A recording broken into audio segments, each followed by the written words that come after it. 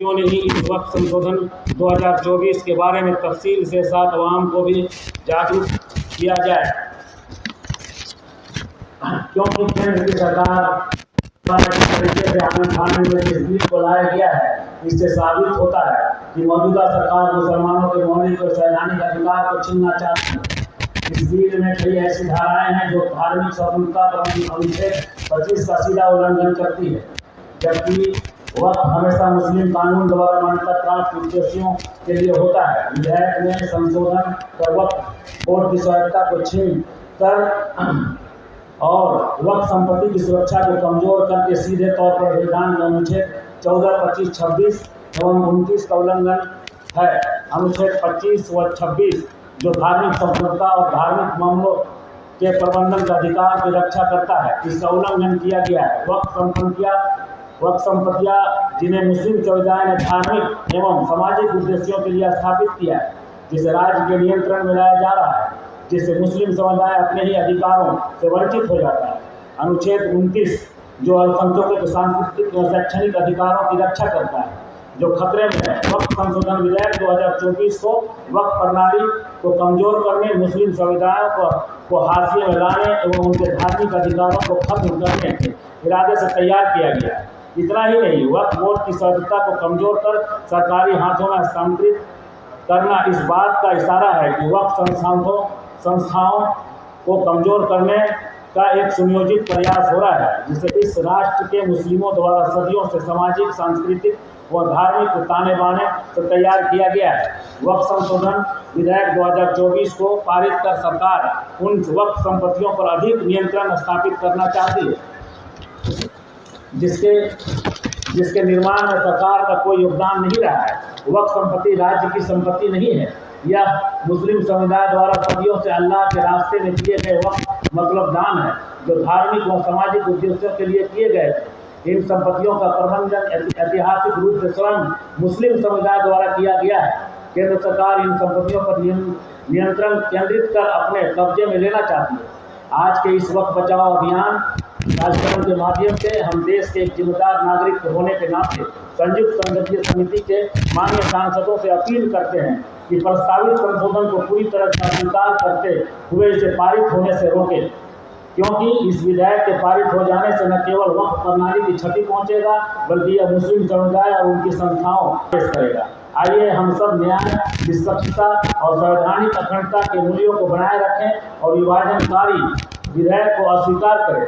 मैं पुनः आप लोगों को तहे दिल से शुक्रिया अदा करता हूँ। अब वक्फ बिल पर आते हैं। वक्फ बिल पर आने से पहले अभी मैंने हैदराबाद में और बंगलोर में कई प्रेजेंटेशंस किए और वहाँ ये समझ में आया कि वक्फ के मुताल्लिक़ हम लोगों की जानकारी कम है, और इस वक्फ बिल को समझने के लिए जो वक्त चाहिए वो ज़्यादा है, और मेरे पास यहाँ आपके सामने वक्त कम है, तो मैं तेज़ी के साथ आपसे बात करूँगा, इसलिए आपका अटेंशन चाहिए। वक्फ क्या है? इसको आसान तरीके से समझना हो तो ये समझना है कि एक आदमी है जिसने पूरी ज़िंदगी लगा करके कुछ जायदाद बनाई है। उसने घर बनाया है, उसने कुआं बनाया है, उसने सराय बनाई है, उसने ज़मीन ख़रीदा है, और उसने अल्लाह की रज़ा हासिल इस दुनिया में उसके लिए कुछ बेहतर हो, उसके लिए उसने वो कुआं जो खुदवाया था पानी के लिए, उसने कहा या अल्लाह को मैंने अपनी मिल्कियत से निकाल करके आपकी मिल्कियत में डाल दिया, और उसके कहते ही वो चीज़ दायमी तौर पे, परमानेंट तौर पे उसकी मिल्कियत से निकल गई। अब उसकी कोई ओनरशिप उस पर नहीं बची, और उसकी ओनरशिप अल्लाह की हो गई, और ये ओनरशिप अब क़यामत तक अल्लाह की रहेगी। इस बात को समझना ज़रूरी है। और सुप्रीम कोर्ट ने once a waqf once a waqf always a waqf. जो शख्स वक्फ करता है, मैं ये टर्मिनोलॉजीज आपको इसलिए बता रहा हूं कि ये बिल क्या कर रहा है। वो शख्स है जो वक्फ करता है। अगर आपने वक्फ किया तो आप वाकिफ हो गए। वाकिफ चाहिए, बालिग होना चाहिए, मतलब वो मशहूर होना चाहिए और वो सेन होना चाहिए और प्रॉपर्टी उसकी अपनी होनी चाहिए, या उसने कमाई हो या उसको विरासत में मिली हो, यानी उस प्रॉपर्टी का चाहिए, तभी वो वक्फ कर सकता है। एक बात ये बार बार कि लोग वक्फ कर देते हैं जबकि उनकी प्रॉपर्टी नहीं हो। नहीं मेरे भाई, मुसलमानों के लिए वक्फ इबादत है, ये अल्लाह सुब्हानहू व तआला की रज़ा को हासिल करने का एक तरीक़ा है। तो कोई आदमी किसी और की प्रॉपर्टी वक्फ कर ही नहीं सकता, वो हराम है, नहीं कर सकता, ठीक है ना। वक्फ में एक और चीज़ है जो समझना बहुत ज़रूरी है, वो है मंशा। मंशा का मतलब है पर्पस। एक शख्स जब अपनी प्रॉपर्टी वक्फ करता है तो वो ये देखता है कि ये कौन सी चीज़ है जिसके ज़रिए वो अल्लाह की रज़ा कमाना चाहता है। मसलन कोई शख्स है जिसको चिड़ियों से बहुत प्यार है और उसकी 1 बीघा ज़मीन है या 1 कट्ठा ज़मीन है। उसने कहा कि भाइयों, इस ज़मीन पर दाना उगाया जाएगा और इससे चिड़िया को खिलाया जाएगा, क्योंकि चिड़िया को खिलाने से अल्लाह तबारक ताला खुश होते हैं।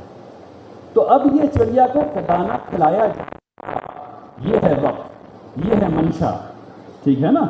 और वो मंशा ख़त्म नहीं की जा सकती यहाँ तक कि वो इम्पॉसिबल हो जाए अचीव करना।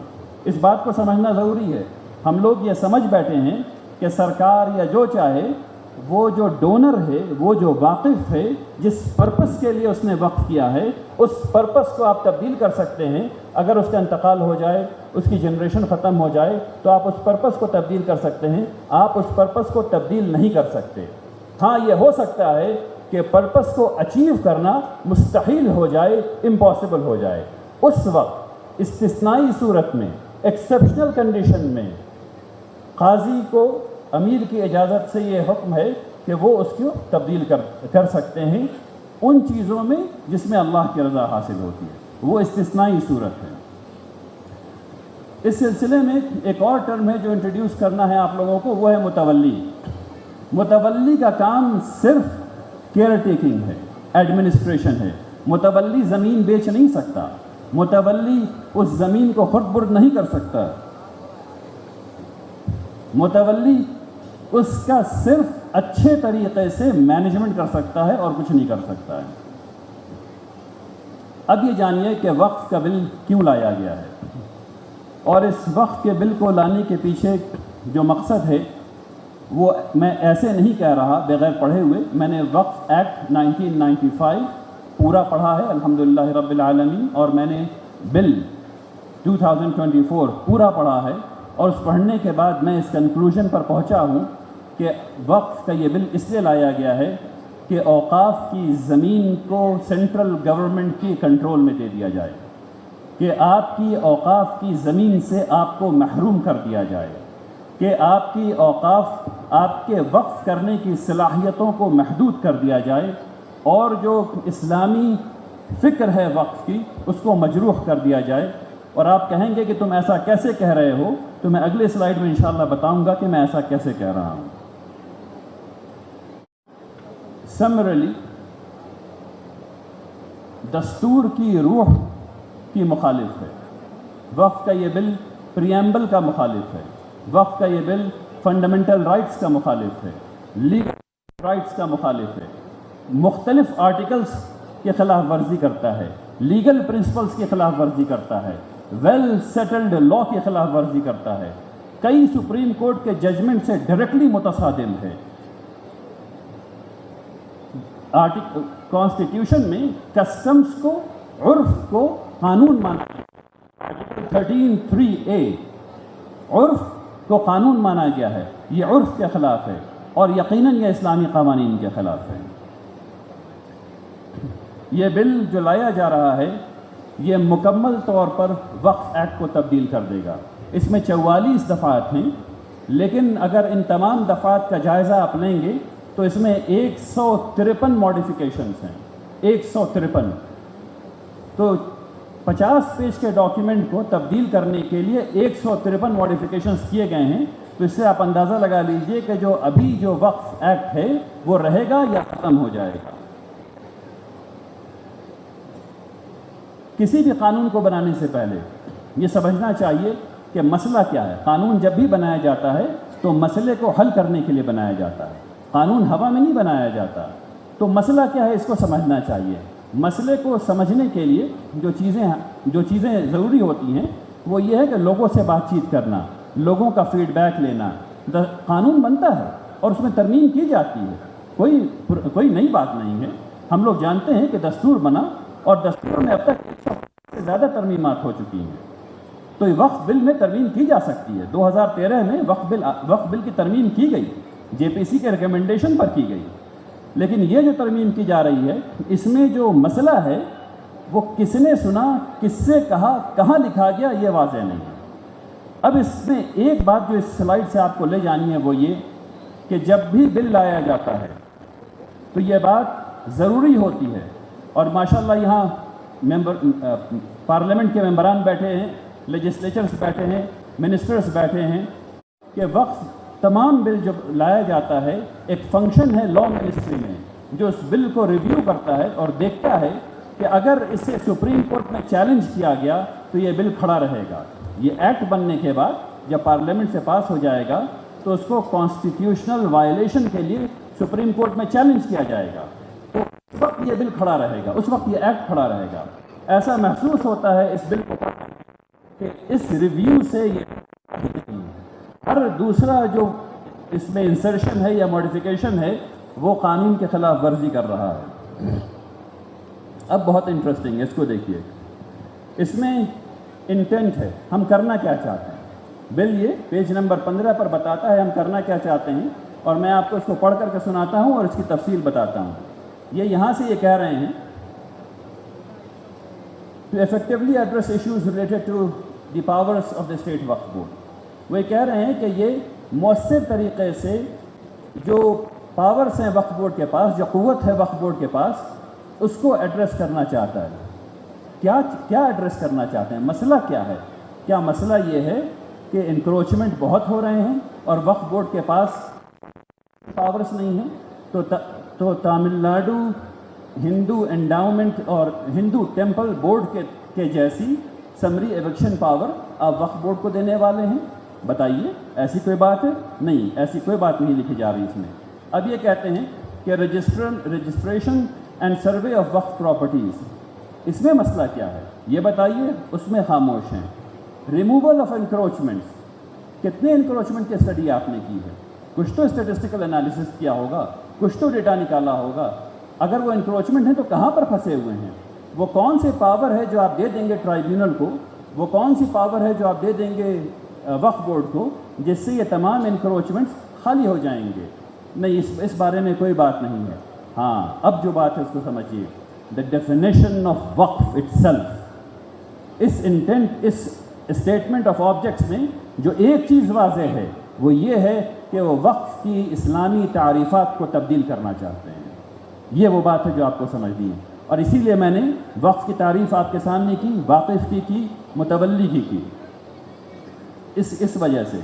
अब इसके बाद ये लिखते हैं कि टू ओवरकम शॉर्ट कमिंग्स, कौन सी शॉर्ट कमिंग्स है जिसे ओवरकम करना है? इस पर वो खामोश हैं। वो कहते हैं to enhance the efficiency of the administration and management of Waqf properties. आप एफिशिएंसी किस चीज़ में इन्हांस करेंगे? आपने कौन सा की परफॉर्मेंस इंडिकेटर को मॉनिटर किया है, उसको पढ़ा है, उसको समझा है? तो इससे ये बात पता चलती है कि किसी मैनेजमेंट कंसल्टेंट ने इस पेज को लिखा है और उसने समझा कि वो खूबसूरत मैनेजमेंट के अल्फाज को लिख देगा और हम लोग पढ़ेंगे नहीं।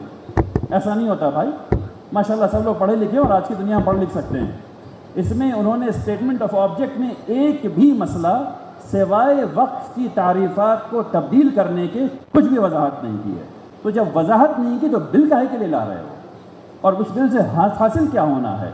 तो हासिल जो वही होना जो मैंने पहले कहा, वो आपकी जायदाद को कंट्रोल करना है, आपको आपकी जायदाद से महरूम करना है, और आपके वक्फ के इख्तियार को महदूद करना है। ये 3 बातें हैं। अब सेक्शन बाय सेक्शन देखिए, इसमें 153 तरमीमात हैं। अगर सब पे बात की जाएगी तो तकरीबन 4 घंटे मैं करके देख चुका हूँ। मेरे पास वक्त सिर्फ आधे घंटे का है, तो मैं 5-10 पे बात करके इंशाअल्लाह अपनी बात ख़त्म कर दूँगा या उसके आसपास। अब ये कह रहे हैं कि भाई पूरी दुनिया में बात यह है कि वो शख्स, कोई आदमी किसी को अच्छा खास करके अगर ख़राब आदमी है तो उसको अच्छा काम करने से कोई नहीं रोकता। यहाँ इन्होंने शर्त की है कि आप अच्छा काम उसी वक्त कर सकते हैं जब तक आपने 5 साल तक पूरी ज़िंदगी अच्छी गुजारी हो। 5 साल तक अगर आप प्रैक्टिसिंग मुस्लिम रहे हों तभी आप वक्फ कर सकते हैं। और ऐसा लिखने में इन्होंने वक्फ की तारीफ भी बदल दी और वाक़िफ़ की तारीफ भी बदल दी। बात समझिए, अब वाक़िफ़ जो है वो 5 साल तक प्रैक्टिसिंग मुसलमान होना है उसको। अब ये कह रहे हैं कि भाई पूरी दुनिया में बात यह है कि वो शख्स, कोई आदमी किसी को अच्छा काम करने से नहीं रोकता। खास करके अगर ख़राब आदमी है तो उसको अच्छा काम करने से कोई नहीं रोकता। यहाँ इन्होंने शर्त लगाई हुई है कि आप अच्छा काम उसी वक्त कर सकते हैं जब तक आपने 5 साल तक पूरी ज़िंदगी अच्छी गुजारी। 5 साल तक अगर आप प्रैक्टिसिंग मुस्लिम रहे हों तभी आप वक्फ कर सकते हैं। और ऐसा लिखने में इन्होंने वक्फ की तारीफ भी बदल दी और वाक़िफ़ की तारीफ भी बदल दी। बात समझिए, अब वाक़िफ़ जो है वो 5 साल तक प्रैक्टिसिंग मुसलमान होना है। अब कौन ये सर्टिफिकेट देगा कि प्रैक्टिसिंग मुसलमान कौन है? अभी तो कहेंगे नहीं कि जिसको 5 साल तक मुसलमान हुआ। उसके बाद एक दौर आएगा जब वो कहेंगे कि नहीं, तुम्हारी गाड़ी जो है वो 5 इंच की नहीं हुई तो तुम अच्छे मुसलमान नहीं। फिर 8 इंच की नहीं हुई, तुम अच्छे मुसलमान नहीं, तुम वक्फ नहीं कर सकते। तुमने एक वक्त की नमाज 5 साल में छोड़ी होगी, तुम वक्फ नहीं कर सकते। यानी इमेजिनेशन जो है वो कोई भी लगाया जा सकता है, क्योंकि आपने तारीफ इसकी नहीं लिखी, इसको आपने खाली छोड़ दिया है। और दूसरी बात यह है कि ज़मीन मेरी, आप कौन होते हैं बोलने वाले कि मैं वक्फ करूँ या नहीं करूँ? बात समझ में आ रही है? ये आर्टिकल 301 का डायरेक्ट वायलेशन। ज़मीन मेरी है, आप कौन होते हैं बताने वाले कि मुझे वक्फ करना है नहीं करना है? अच्छा, इससे पहले चलिए पूछिए कि इस तब्दीली की वजह क्या है? ये तब्दीली ला क्यों रहे हो भाई? इससे वक्त में एफिशिएंसी बढ़ रही है, इससे वक्त में इफेक्टिवनेस बढ़ रहा है, इससे वक्त में डेवलपमेंट हो रहा है। नहीं, तुम तो बल्कि रोक रहे हो वक्त करने से, तो डेवलपमेंट कहाँ से होगा? तुम तो महदूद कर रहे हो हमारे हक को वक्त करने की, तो डेवलपमेंट कहाँ से होगा? बात समझ में आ रही है सब लोगों के? तो ये सब बारीकियां समझने वाली चीज़ है। इसके बाद एक और इन्होंने बड़ी बात कही कि वक्फ बाय यूज़ जो है, ये वक्फ बाय यूज़र दोनों काम कर रहा है, इसको ख़त्म कर देंगे। अब ये क्या चीज़ है, इसको समझने की ज़रूरत है। जितनी भी पुरानी जायदादें हैं, जितनी भी पुरानी रिलीजियस साइट्स हैं, वो सब बाय यूज़ हैं। मैं सिर्फ समझाने के लिए पूछ रहा हूँ, किसी के सेंटिमेंट को हर्ट करने के लिए नहीं पूछ रहा। मेरी बात को इस वक्त के बिल के कॉन्स्पेक्ट्स में देखिए। उज्जैन का मंदिर है, उसकी लैंड डीड है, नहीं मेरे पास वही नहीं सकती। किसी ने उस जमीन को कई 100 साल पहले दान किया है, वहाँ मंदिर बना है। तो वो अब हमें पता है कि वो बाय यूज है, वो गवर्नमेंट प्रॉपर्टी नहीं है, वो पब्लिक प्रॉपर्टी नहीं है। उसको गवर्नमेंट जाके बुलडोजर लगा के नहीं तोड़ सकती। सोमनाथ का मंदिर, उसकी जमीन डीड है, उसकी कोई नहीं, वो चला आ रहा है, हमें पता है, क्योंकि हमारे बाप ने, उनके बाप ने, उनके बाप ने, उनके बाप ने, उनके बाप ने उसको देखा है कि वो वैसे ही चला आ रहा है।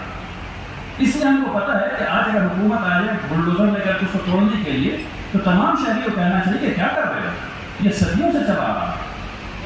बात समझ में आ रही है?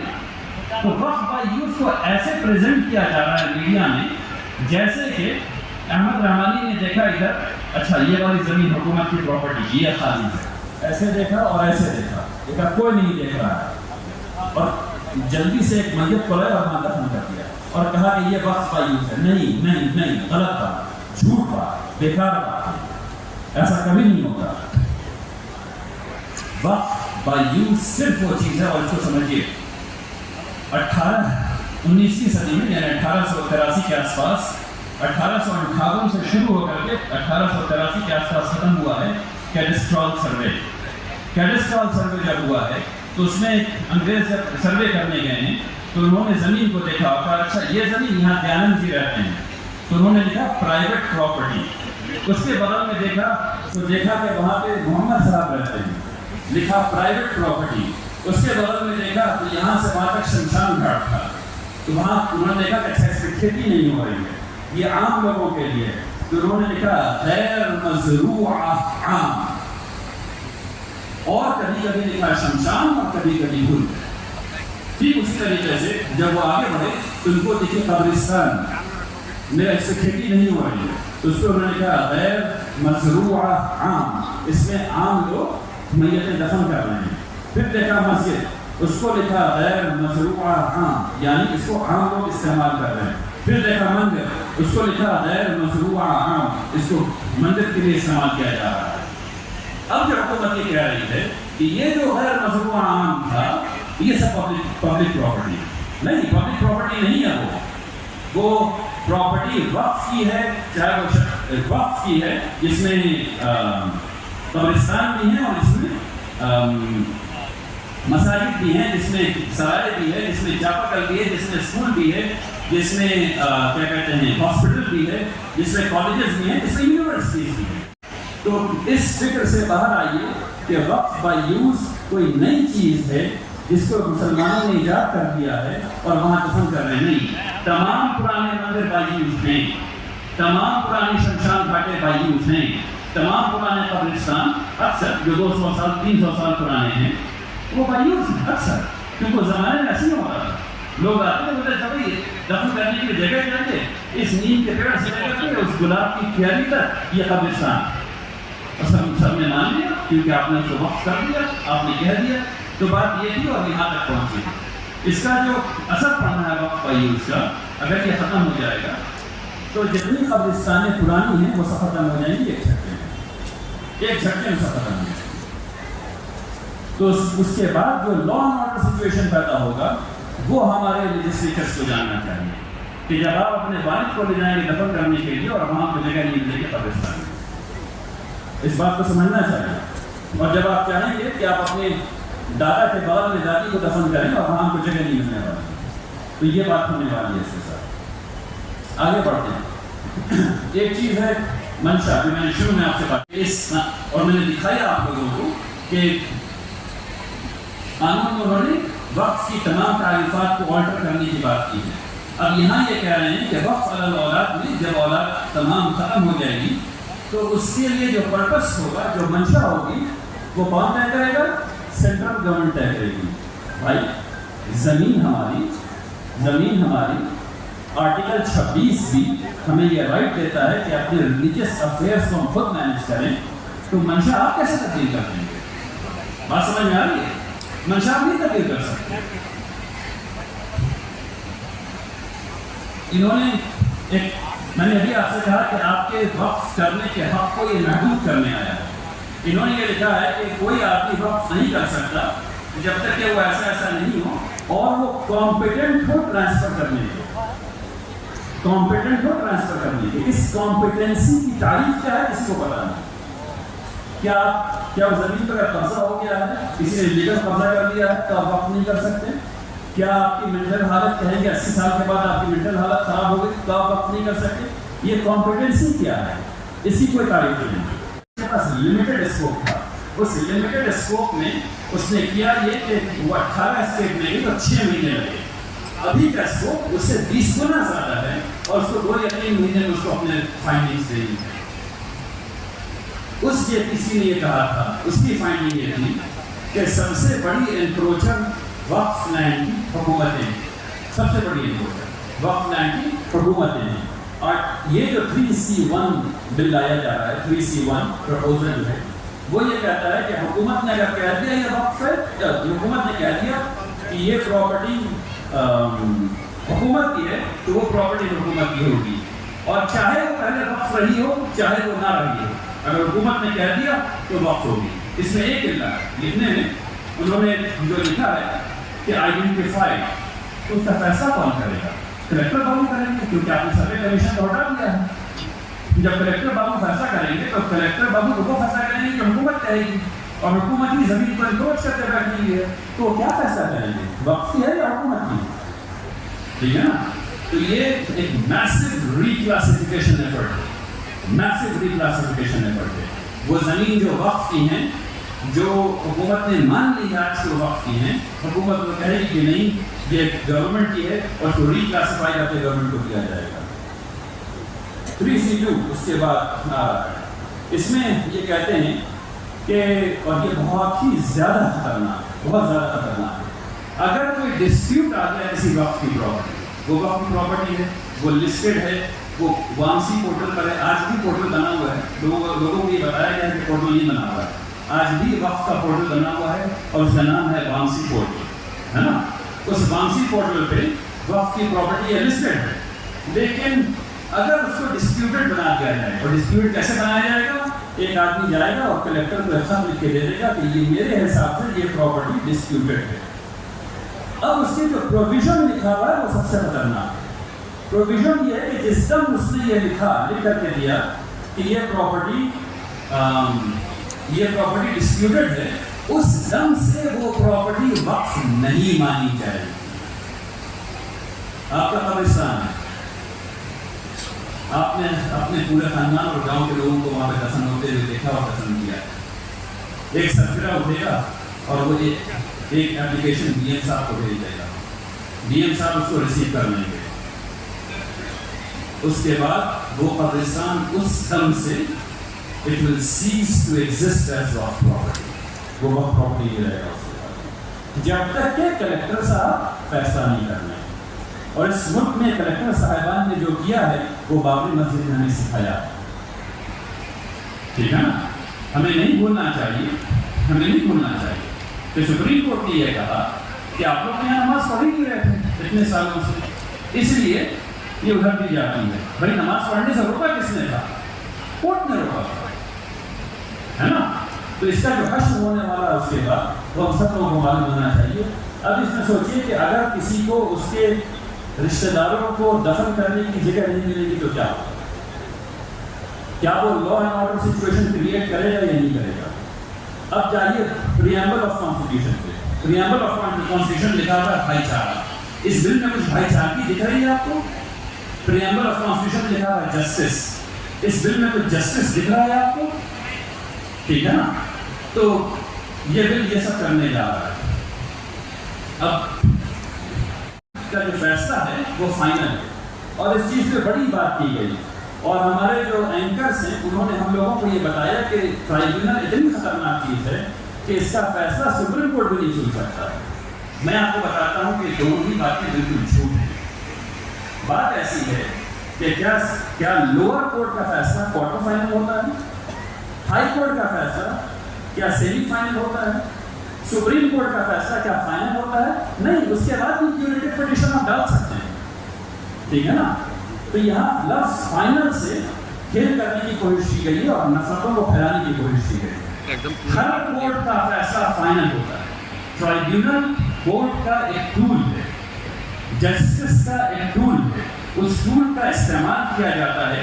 और ये भी बताया गया कि मुसलमानों के लिए खास करके ट्राइब्यूनल और किसी के पास ये ट्राइब्यूनल नहीं है। इंतहाई झूठ बात है। कम से कम 50 ट्राइब्यूनल अभी हिंदुस्तान में चल रहे हैं, कम से कम 50 ट्राइब्यूनल। और ट्राइब्यूनल इसलिए बनाए जाते हैं क्योंकि वो स्पेशलाइज होते हैं। इसको इस तरह समझिए कि वो हार्ट स्पेशलिस्ट है, वो जनरल सिविल को जनरल सर्जन हैं, वो सब चीज़ करते हैं, जनरल फिजिशियन हैं। और ट्राइब्यूनल जो है वो हार्ट स्पेशलिस्ट है।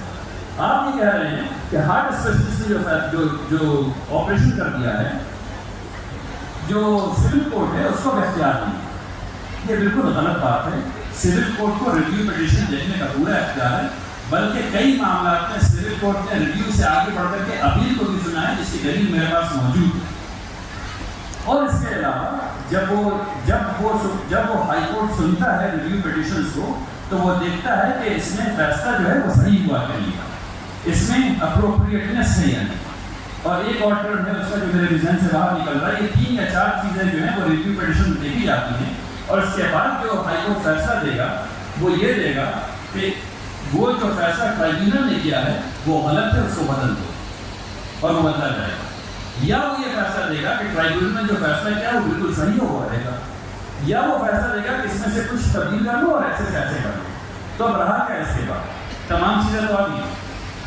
अब ये बात समझ में आ गई कि ट्राइब्यूनल के फाइनल होने की बात कही गई थी वो झूठ है। वो लिखा हुआ है फाइनल, लेकिन उसका मतलब फाइनल नहीं है, क्योंकि वो प्रोविजन में दिया हुआ है कि वो ऐसे प्रोसेस होगा ट्राइब्यूनल का फैसला। अब इससे बिल्कुल अलग हट करके बात कर रहा है उन लोगों के लिए जिनको ये समझा दिया गया है कि सुप्रीम कोर्ट का ट्राइब्यूनल के फैसले को नहीं सुन सकता। नहीं भाई, सुप्रीम कोर्ट को कॉन्स्टिट्यूशन 136A में इस बात की इजाज़त देता है कि वो हिंदुस्तान के किसी भी ट्राइब्यूनल, हिंदुस्तान की किसी भी कोर्ट के फैसले को लेकर के जब चाहे कोई सुन ले शुरू से लेकर बिल्कुल अलग बात बता रहा हूँ 136 से। तो ये दोनों ही बातें जो बताई जा रही हैं वो सिर्फ नफरत फैलाने के लिए बताई जा रही हैं, इसमें कोई हकीकत नहीं है। भाई मेरा टाइम जब बता हो गया 30 मिनट हो गए, 5 मिनट और दीजिए, इंशाल्लाह खत्म कर देंगे। आगे माशाल्लाह और बहुत से लोग हैं जो आपको बहुत ढेर सारी बातें बताएंगे इंशाल्लाह। एक बात दो के पास ये बताया गया कि एक्सट्रीम पावर्स हैं, और जो एक्सप्रेशन इस्तेमाल किया गया वो ये इस्तेमाल किया गया कि वक्फ बोर्ड के पास जो कहा गया वो ये कहा गया कि वक्फ बोर्ड के पास ऐसे पावर्स हैं कि जहाँ उंगली रख देता है वो जमीन वक्फ हो जाती है। तो मैं तफरीहन ये बात कह रहा हूँ कि मैंने कई मकानों पर जाकर कैसे उंगली रखने की कोशिश की, लेकिन वो वक्फ नहीं हुआ। तो फिर मैंने पूछा कि वक्फ कैसे होता है भाई, तो पता चला कि पूरा एक प्रोसेस है। हुकूमत का एक ADM लेवल का आदमी जो CEO होता है या सेक्रेटरी लेवल पे, वो इनिशिएट करते हैं। अगर उनके पास एक एप्लीकेशन है कि ये वक्फ की जायदाद है जो गलत इस्तेमाल हो रही है, ये वक्फ की जायदाद है जो इस्तेमाल नहीं हो रही, तो वो एक इनिशिएट करते हैं। इस बात को समझिए, एक हुकूमत का ऑफिसर दूसरे हुकूमत के ऑफिसर को खत लिखता है लैंड रजिस्ट्री में और रेवेन्यू डिपार्टमेंट में, और उनसे और CEO सर्किल ऑफिसर वहाँ से वो इनपुट मंगवाता है, और इन तमाम इनपुट को मिला करके जब वो देखता है कि हाँ इसमें वजन है और ये बात कंक्लूसिवली साबित हो जाती है कि ये वक्फ की ज़मीन है, तभी वक्फ की ज़मीन को क्लासीफाई किया जाता है। तो ये बात बिल्कुल झूठ है कि ऐसे उंगली रख देता और ऐसे वो वक्फ हो जाती है। एक स्टैट्यूट ऑफ लिमिटेशन पे बात करना जरूरी है। जितनी भी पब्लिक प्रॉपर्टीज होती हैं किसी पर स्टैट्यूट ऑफ लिमिटेशन अप्लाई नहीं होता। इसका मतलब ये है प्राइवेट प्रॉपर्टी पे स्टैट्यूट ऑफ लिमिटेशन अप्लाई होता है। उसका मतलब ये होता है कि अगर किसी ने किसी की ज़मीन को कब्जा कर लिया, मैंने आपकी ज़मीन को कब्जा कर लिया और आपने कोई कार्रवाई 12 साल तक मुख्तलिफ जगह मुख्तलिफ है, एक जगह 12 साल है, 12 साल तक कोई सरकारी कार्रवाई मेरे ऊपर नहीं है, तो हम आप क्लेम नहीं कर सकते कि आपकी ज़मीन है वो मेरी ज़मीन है। लेकिन क्या हम लोग ये चीज़ सरकार की ज़मीन के बारे में सोच सकते हैं? कभी नहीं सोच सकते। आप 100 साल रह जाइए सरकार की ज़मीन पे, एक दिन आएगा जब वो बुलडोजर लेकर के आएगा और आपके घर को तोड़ देगा। हर वो प्रॉपर्टी जो किसी की ज़ाती प्रॉपर्टी नहीं है उस पर स्टैट्यूट ऑफ लिमिटेशन अप्लाई नहीं होता। लेकिन वक्फ की प्रॉपर्टी जो कि ज़ाती प्रॉपर्टी नहीं है, जो कि अल्लाह की मिल्कियत है, उससे ये कह रहे हैं कि ये अप्लाई नहीं होता। इसका मतलब क्या होता है? सरकार सबसे बड़ी इंक्रोचर है वक्फ लैंड और उसको नोटिस नहीं दी गई। लोगों के पास बेपनाह वक्फ की प्रॉपर्टी है जो इंक्रोच है। अगर ये दिन आ गया तो जितने लोगों ने वक्फ की प्रॉपर्टी यानी अल्लाह की मिल्कियत पे कब्जा कर रहा है, एक लम्हे में वो लोग लीगल मालिक हो जाएंगे उस जमीन के और वक्फ की बात खत्म हो जाएगी। बिल्कुल आखिरी बात, इवैक्यूम प्रॉपर्टी, ये बहुत अहम है सबके समझने के लिए और इस पर बड़ी नफरतें फैलाई गई है, बड़ी नफरतें इस पर फैलाई गई। इसको समझिए, इवैक्यूम प्रॉपर्टी क्या है? टीवी में ये समझाया गया और बहुत सारे ऐसे इंस्टीट्यूट जो IAS की तैयारी करवाते हैं उन्होंने जिसके देखने वालों की तादाद 18 करोड़ नहीं 1.8 करोड़ है, उन लोगों ने इस बात को फैलाया है कि जितने मुसलमान यहाँ से पाकिस्तान गए उन तमाम की ज़मीन को सरकार ने उसका लिस्ट बनाया और लिस्ट बना करके वक्फ बोर्ड को दे दिया कि तुम्हारी ज़मीन है। बिल्कुल झूठ बात है, ऐसा कुछ नहीं हुआ। ये है कि 1920 में वक्फ हो रहा था, 30 में, 40 में, 50 में वक्फ हो रहा था लगातार, और फिर उसके बाद 1947 आ गया और उसमें कुछ मुसलमान इधर से उधर गए। उन्होंने औने पौने दान में जो टाइटल जो बेचा वो बेच दिया और जिसको बेचा उसको हुकूमत ने प्रिजर्व किया, वो रही। जिसको बेचा वो उसकी हो गई, ठीक है ना।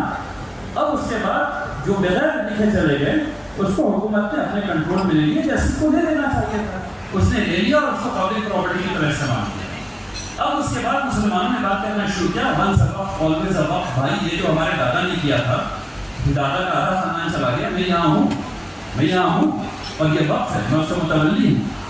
तब ये बात हुकूमत को 5 साल में ये बात समझ में आई और उसने कहा कि ऐसा कर लो कि जब लिस्ट ले लो, मुझे लिस्ट निकालो तो कितनी वक्फ की जायदाद है। तो हज़ारों वक्फ की जायदाद में कुछ लिस्ट मिली, उसको गवर्नमेंट ने रिव्यू किया और रिव्यू करने के बाद उसको उस प्रॉपर्टी को जो ऑलरेडी वक्फ थी 1920 में, 1930 में, 1940 में, वो वापस की गई और सिर्फ वो वापस की गई। झगड़ा कहाँ पर हुआ ये आपको समझना है।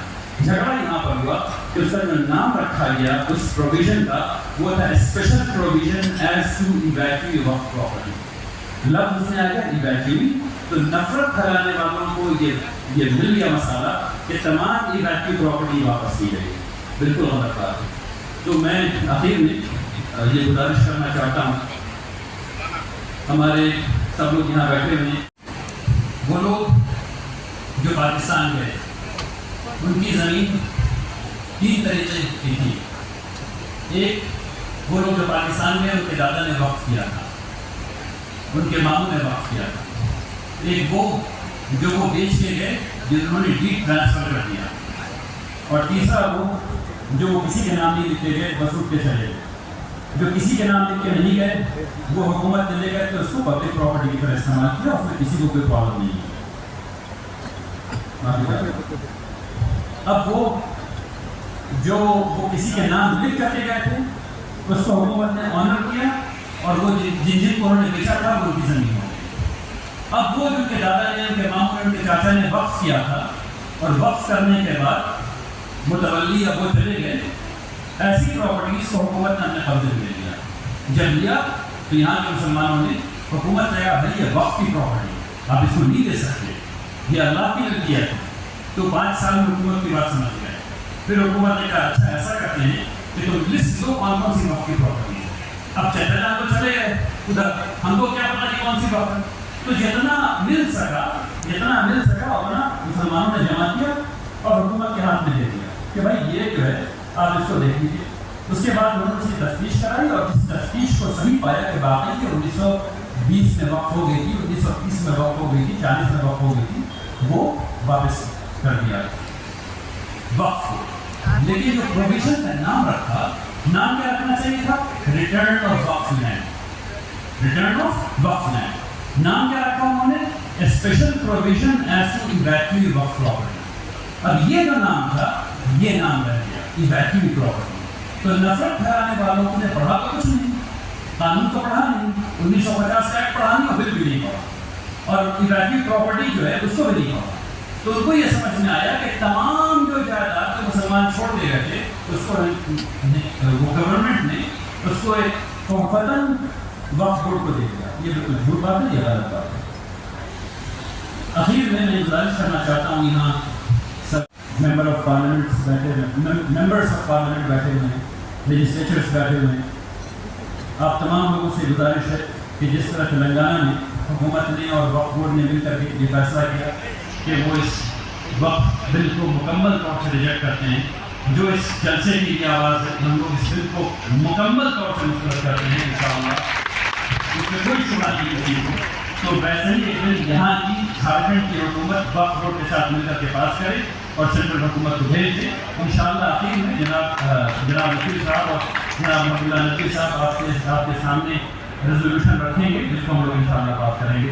दुआ कॉन्फ्रेंस में बहुत सारी दूसरी बातें भी आई और ख़ासकर जो बात मॉब लिंचिंग को, हज कमेटी को लेके कुछ लोगों ने बात उठाई।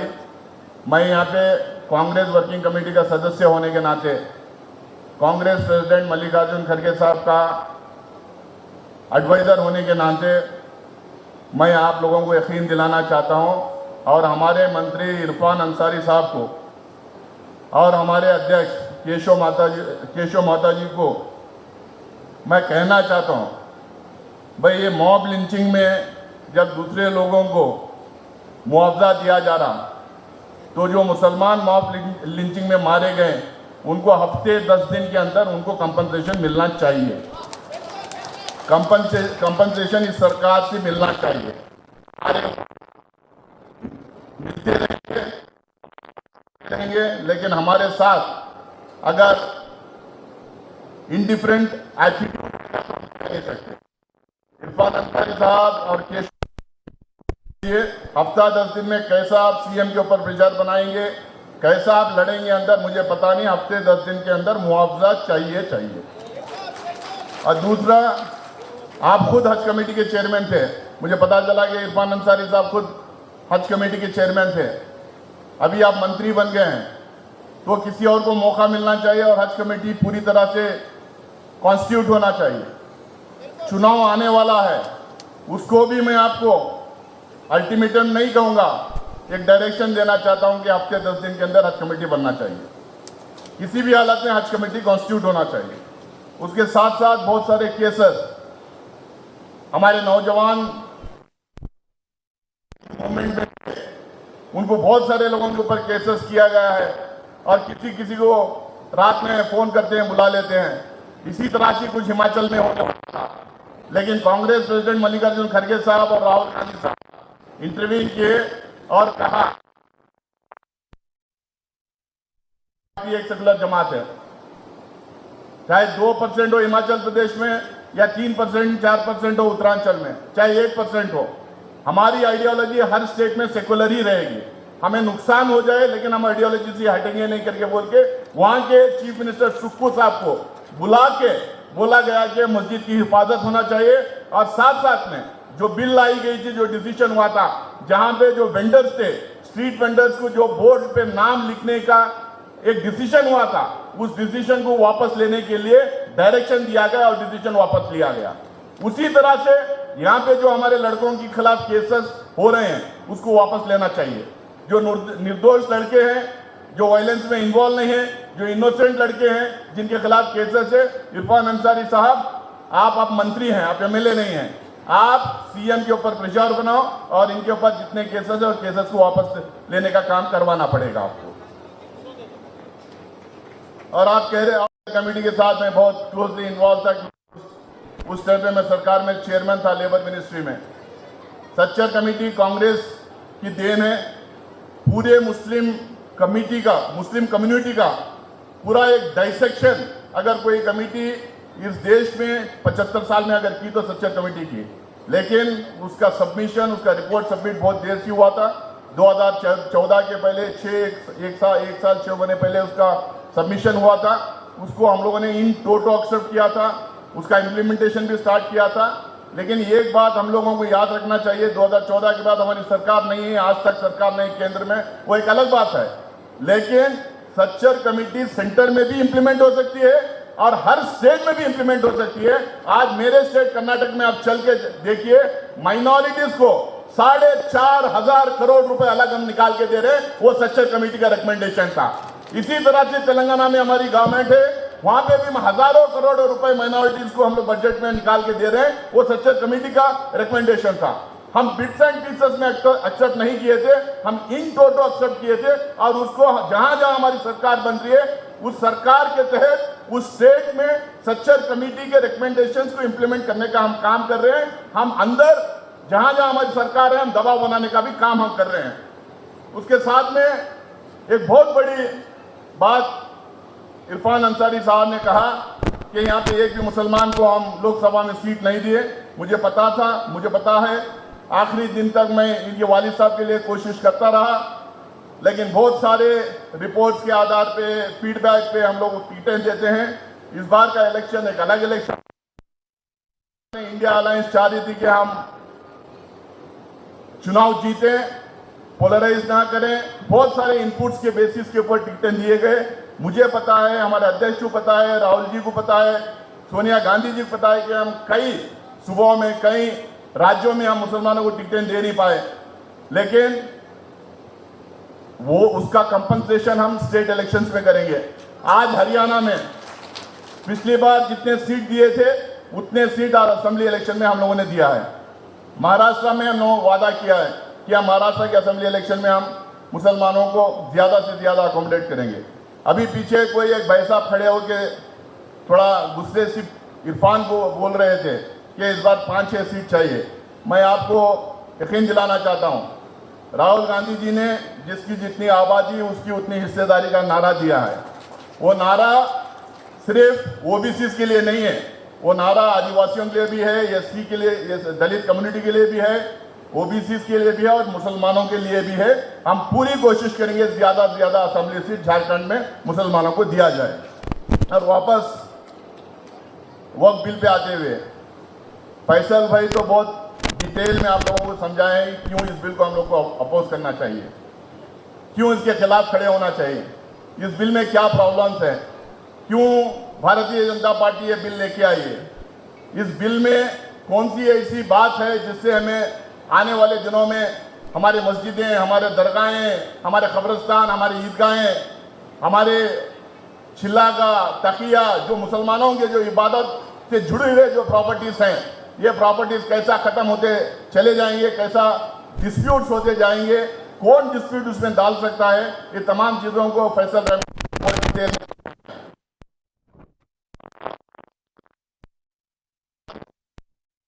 मैं आप लोगों को बताने के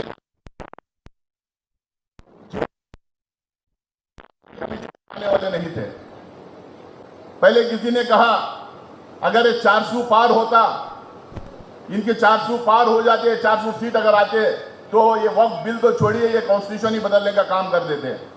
लेकिन आज तमाम लोग एक, पूरे हिंदुस्तान में मुसलमान एक थे, शेड्यूल कास्ट, बैकवर्ड, ट्राइबल और बहुत सारे, इवन अपर कास्ट में भी बहुत सारे जो नहीं चाहते कि गंगा जमुनी तहजीब खत्म हो, जो नहीं चाहते कि इस देश कम्युनलिज्म के रास्ते पे चले, कोई नहीं चाहते कि जो पोलराइज हो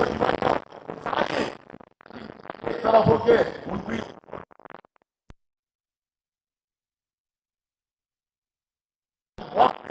पार्लियामेंट के अंदर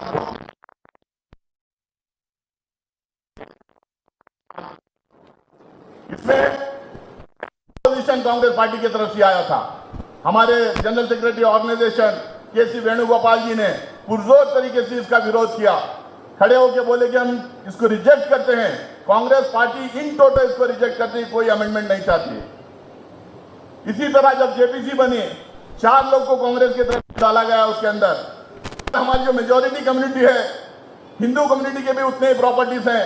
हम 9 लाख यहाँ पे कह रहे हैं पूरे हिंदुस्तान में हिंदू कम्युनिटी के, हमारे हिंदू भाई बहनों के, उनके जो इबादत गाहें हैं, पूजा स्थल है, मंदिरें हैं, उनके जो शमशान है, उसका हम लोगों ने हिसाब डाला। गवर्नमेंट डेटा निकाला, जब पता चला तेलंगाना, आंध्रा और तमिलनाडु मिला के 12 लाख एकड़ वहां पे है। पूरी हिंदुस्तान की बात ही नहीं कर रहे हम लोग। मतलब इतना वर्गलाएंगे लोगों को और डिवीजन करने की कोशिश करेंगे। अब यहां पे बोलेंगे वक्फ बाय यूजर की जरूरत क्या है? अरे वक्फ बाय यूजर हम नहीं कह रहे, वक्फ बाय यूजर सुप्रीम कोर्ट के कई जजमेंट्स हैं। वक्फ बाय यूजर वो वक्फ प्रॉपर्टी है जिसमें 200 साल, 300 साल, 500 साल, हजारों साल से लोग इबादत कर रहे हैं। अब जो 700 साल, 800 साल पहले जो मस्जिद बनाई गई, जो कब्रिस्तान में जो लोग दफन हैं, अब उसके पेपर हम लोग कहां से लाएंगे? हमने कहा आप वन नेशन वन लॉ की आप बात करते हैं। अगर वन नेशन वन लॉ की बात करते हैं तो सारे मजहब के लिए एक ही लॉ होना चाहिए आपके हिसाब से। अगर हमारे पेपर्स नहीं है, कुछ हमारे इबादत गाहों के पेपर हमारे पास नहीं है, तो आप बताइए जो राष्ट्रकूटास, चोलास, चालुक्यास, कदम्बास, चेरास, गुप्तास, मौर्यास, विजयनगर एम्पायर के टाइम पे, मराठास के टाइम पे जो खूबसूरत मंदिरें बनाए गए थे, जो बड़े बड़े इबादत गाहें उन समुदाय के बनाए गए थे, उसके पेपर से अगर आपको पूछा जाए तो उसके पेपर और डॉक्यूमेंट कहां से लाएंगे? तो हमारे लिए एक रूल, उनके लिए एक रूल कैसा होगा? उसमें इन्होंने डाला कि भाई वहां पे ट्रांसपेरेंसी होना चाहिए। मैं बोला क्यों ट्रांसपेरेंसी होना चाहिए आपको? Waqf board ministry of minority affairs और उस स्टेट के मिनिस्ट्री ऑफ माइनॉरिटी अफेयर्स के अंदर आता है। आप हमारे ऊपर शक कर रहे हैं, हमारे ऊपर यकीन नहीं। आप कह रहेंगे 2 हिंदू कम्युनिटी से 2 लोग वहां पे रहना चाहिए, लेकिन 2 लोग नहीं, अगर ये बिल अगर आ गई तो 50% से ज्यादा नॉन मुस्लिम उसमें आ जाएंगे। क्योंकि पहले ये बोला गया है कि एक मुस्लिम एमपी रहेगा, अब लिखा गया है कि एमपी रहेगा।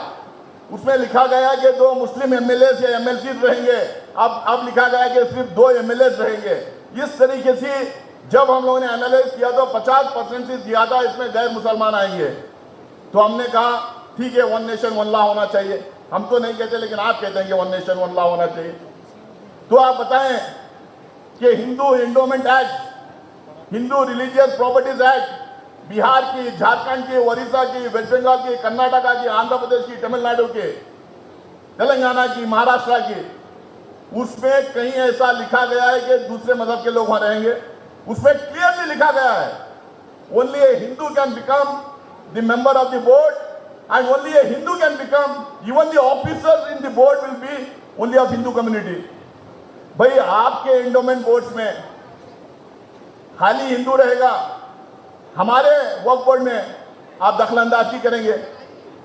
आपको जितना कॉन्स्टिट्यूशन देता है उतना ही खाने भी देता है। भाई आप 1 नेशन 1 लॉ की बात करते हैं, आप कॉन्स्टिट्यूशन की बात करते हैं, तो फिर ये डिफरेंसेस कैसा? जिस कॉन्स्टिट्यूशन उनको प्रोटेक्शन देता है उनके मजहब को, वही कॉन्स्टिट्यूशन हमारे मजहब को भी प्रोटेक्शन देता है। उनको जितना राइट्स देता है उतना ही राइट्स हमें भी देता है। तो उसके लिए उनके पास जवाब नहीं। ट्राइब्यूनल की बात आई, उन्होंने कहा कि भाई ट्राइब्यूनल जो है डिसाइड कर लिया। ट्राइब्यूनल कह दे रहा है कि वक्फ है, ट्राइब्यूनल ये कह रहा है, ट्राइब्यूनल 1 साइड जजमेंट दे रहा। तो हम लोग बोले कि ट्राइब्यूनल सिर्फ वक्फ का नहीं है, हिंदुस्तान में 19 मिनिस्ट्रीज में ट्राइब्यूनल है, एनजीटी में है, इनकम टैक्स में है, रेलवे में है, बेहिसाब 19 मिनिस्ट्री में ट्राइब्यूनल है। वो ट्राइब्यूनल को फाइनल डिसीजन देने का अधिकार रहेगा, लेकिन वक्फ के ट्राइब्यूनल को फाइनल डिसीजन देने का अधिकार नहीं रहेगा।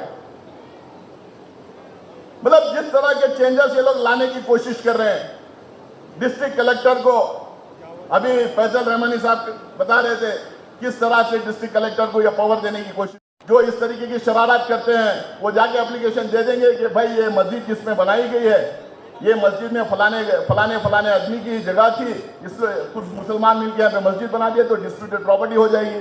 टाइम बार है ही नहीं, और डिस्ट्रिक्ट कलेक्टर उसके ऊपर लेके बैठे रहेगा।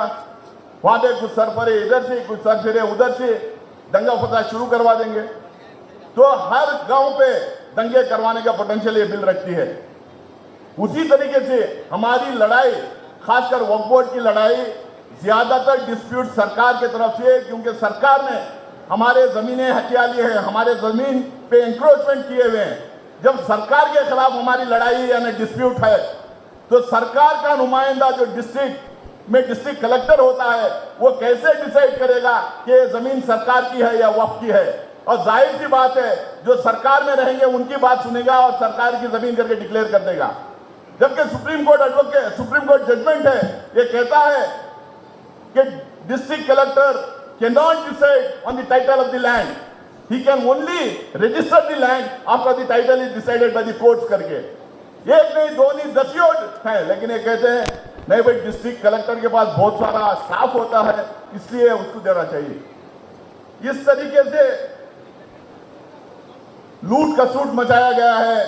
वक्फ बोर्ड में एक आरोप आ रहा है, कह रहे हैं कि 12,500 करोड़ रुपए एनुअल, लेकिन वक्फ बोर्ड में लूट खसूट मचाया गया। हम लोगों ने पूछा आपके पास क्या है? कर्नाटका, वहां पे 9 करोड़ रुपए हमें एनुअल आता है, वो 9 करोड़ रुपए में सैलरी देते हैं और 4-5 करोड़ की जरूरत पड़ती है जो सरकार। तो इनके पास बिना डेटा, बिना इंफॉर्मेशन के रूमर फैलाना, एक तरफा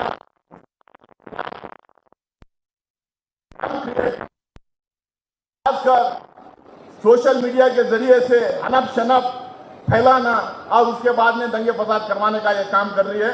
तो इसीलिए मैं बहुत ज्यादा आप लोगों का टाइम नहीं लूंगा। इतना ही आखिर में कहूंगा कि हमें सतर्क रहना पड़ेगा, हमें प्रोटेस्ट करना पड़ेगा, हमें आवाज उठाना पड़ेगा। जेपीसी के अंदर लड़ाई तो हम लड़ ही रहे हैं आप लोगों की। कुछ ताकतें जो इसके खिलाफ हो सकते हैं, जो अपने आप को सेक्युलर कहते हैं, मेरा इशारा जेडीयू की तरफ है, चिराग पासवान जी की तरफ है, और टीडीपी के सुप्रीमो चंद्रबाबू नायडू की तरफ है। अगर ये 3-4 पार्टियां जो अपने आप को सेकुलर कहते हैं, वो पार्टियां ये बिल के खिलाफ अगर खड़े रहें या बिल के खिलाफ बोलें या स्टैंड लें, तो मुझे लगता है कि लोकसभा राज्यसभा में ये बिल गिर जाएगी। मुझे उम्मीद है वो आने वाले दिनों में वो करेंगे, लेकिन क्योंकि जेपीसी में इनके पास कोई लॉजिक नहीं, कोई आर्ग्यूमेंट नहीं, कोई डेटा नहीं, कोई इंफॉर्मेशन नहीं, कोई स्टैटिस्टिक्स नहीं। अब ये लोग शुरू किए हैं, कुछ लोगों को हमारे बीच में से कुछ लोगों को लेके आना शुरू किए हैं। कोई राष्ट्रीय मंच के नाम से, कोई भारत फर्स्ट के नाम से, कोई इंटेलेक्चुअल मुसलमानों के नाम से कुछ ग्रुप्स आ रहे हैं। एक ग्रुप इंटेलेक्चुअल मुसलमानों के नाम पे कुछ प्रोफेसर आ रहे हैं, कुछ वकील आ रहे हैं। भाई इनका क्या, क्यों आ रहे हैं लोग? कोई एसोसिएट प्रोफेसर है, उसको प्रोफेसर बनना है। कोई वकील है, उसको गवर्नमेंट के पैनल में उसका नाम इंक्लूड करवाना है। कोई अपने आप को इंटेलेक्चुअल करके आ रहा है, उसको गवर्नमेंट से कुछ पाना है। ये लोग आके कह रहे हैं कि हम बिल के फेवर में हैं। हम उनको सवाल पूछिए, आप बिल के फेवर में है? इतने सारे चीजें नहीं, हमें वो सब नहीं पता, हम बिल के फेवर में हैं। इस तरीके के गद्दार हमेशा हर कौम में पैदा हुए, हमारे भी कौम में पैदा हुए इस तरीके के गद्दार। आप लोगों को याद दिला दो, मीर जाफर और मीर सादिक को इतिहास भूल नहीं सकता। टिपू सुल्तान को और कलकत्ता में सिराजुद्दौला को, जिसने अंग्रेज़ों के हाथ में बिक के, जिनके वजह से जिनकी इन दोनों की जो शिकस्त हुई थी, उसके बाद में अंग्रेज़ों ने इनका जो हाल किए थे, ये गद्दारों को मैं याद दिलाना चाहता हूँ। बिल आएगी, भूल जाएगी। मुसलमानों की कोई इतनी ताकत हिंदुस्तान में या दुनिया में नहीं है जो मुसलमानों से उनके इबादत गाहें छीन ले। हम लोगों को हमारे इबादत गाहें को लड़ने की ताकत हमारे पास है। हम कैसा लड़ना हमें आता है, लेकिन इतिहास आप लोगों को याद रखेगा कि आप लोगों ने इस कौम से गद्दारी की थी, और ये जो लोग आपको इस्तेमाल कर रहे हैं, ये लोग आपका वही हशर करेंगे जो मीर जाफर और मीर सादिक के साथ किए थे। आखिर में मैं इतना ही कि बहुत सारे यहाँ पे झारखंड के कांग्रेसमैन आए थे, बहुत सारे सवालें भी उठे थे।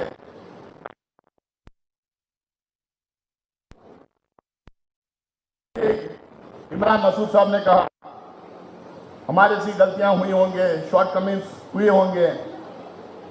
जब सरकार बनती है तो बहुत सारे चीज कर भी नहीं पाते, लेकिन जो देश में हालात है, जिस डायरेक्शन में देश को भारतीय जनता पार्टी और नरेंद्र मोदी लेके जाना चाह रहे हैं, उसका आप लोग ख्याल रखिए। आप लोग एक होके पिछली बार साथ दिए थे, इस बार भी एक होके आने वाले इलेक्शन में आप लोग एक होके खड़े रहिए, जिस तरह से पार्लियामेंट इलेक्शन में खड़े हुए थे। मैं आप लोगों को कांग्रेस के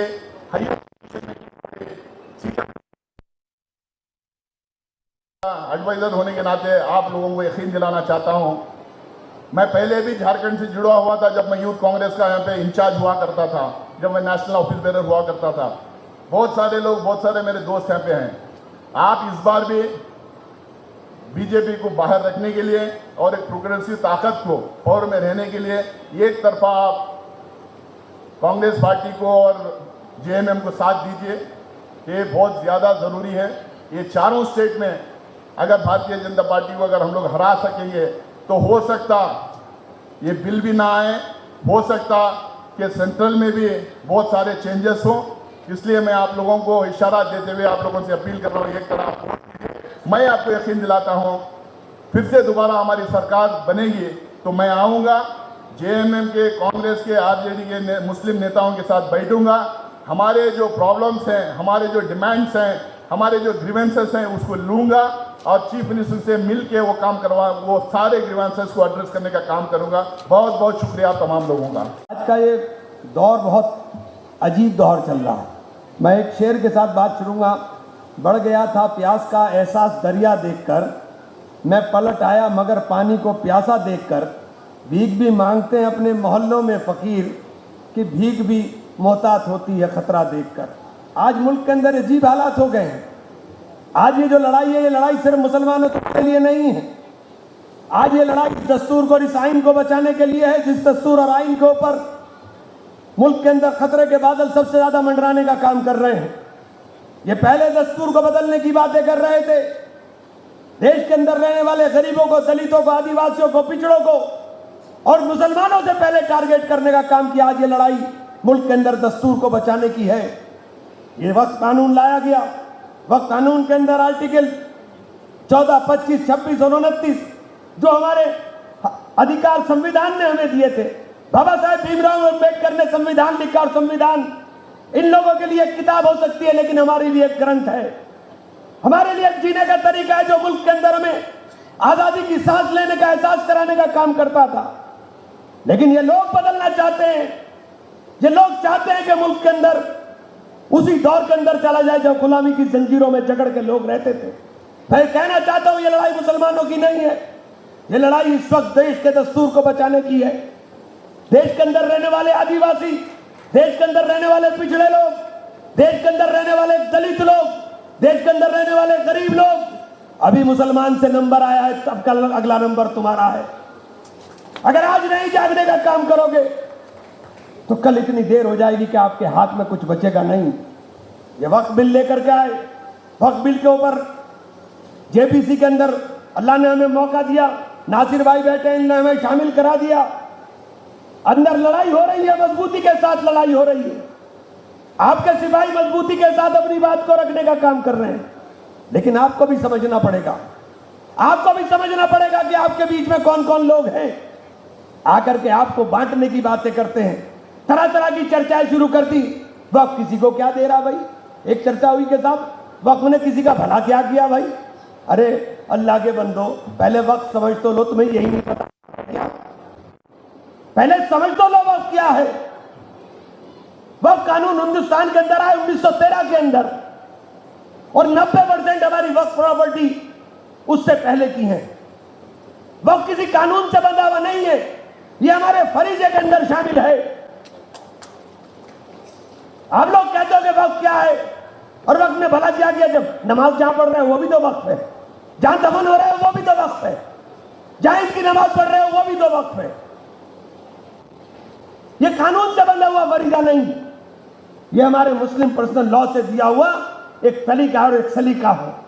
आज सवाल किया जाता है कि साहब वक्त जहां पे बड़ा प्रचार हो रहा है, मौलाना रहमानी साहब ने भी बताया, एक साहब ने बोला कि साहब ये तो वक्फ बोर्ड कहीं भी प्रॉपर्टी डिक्लेयर कर देता है।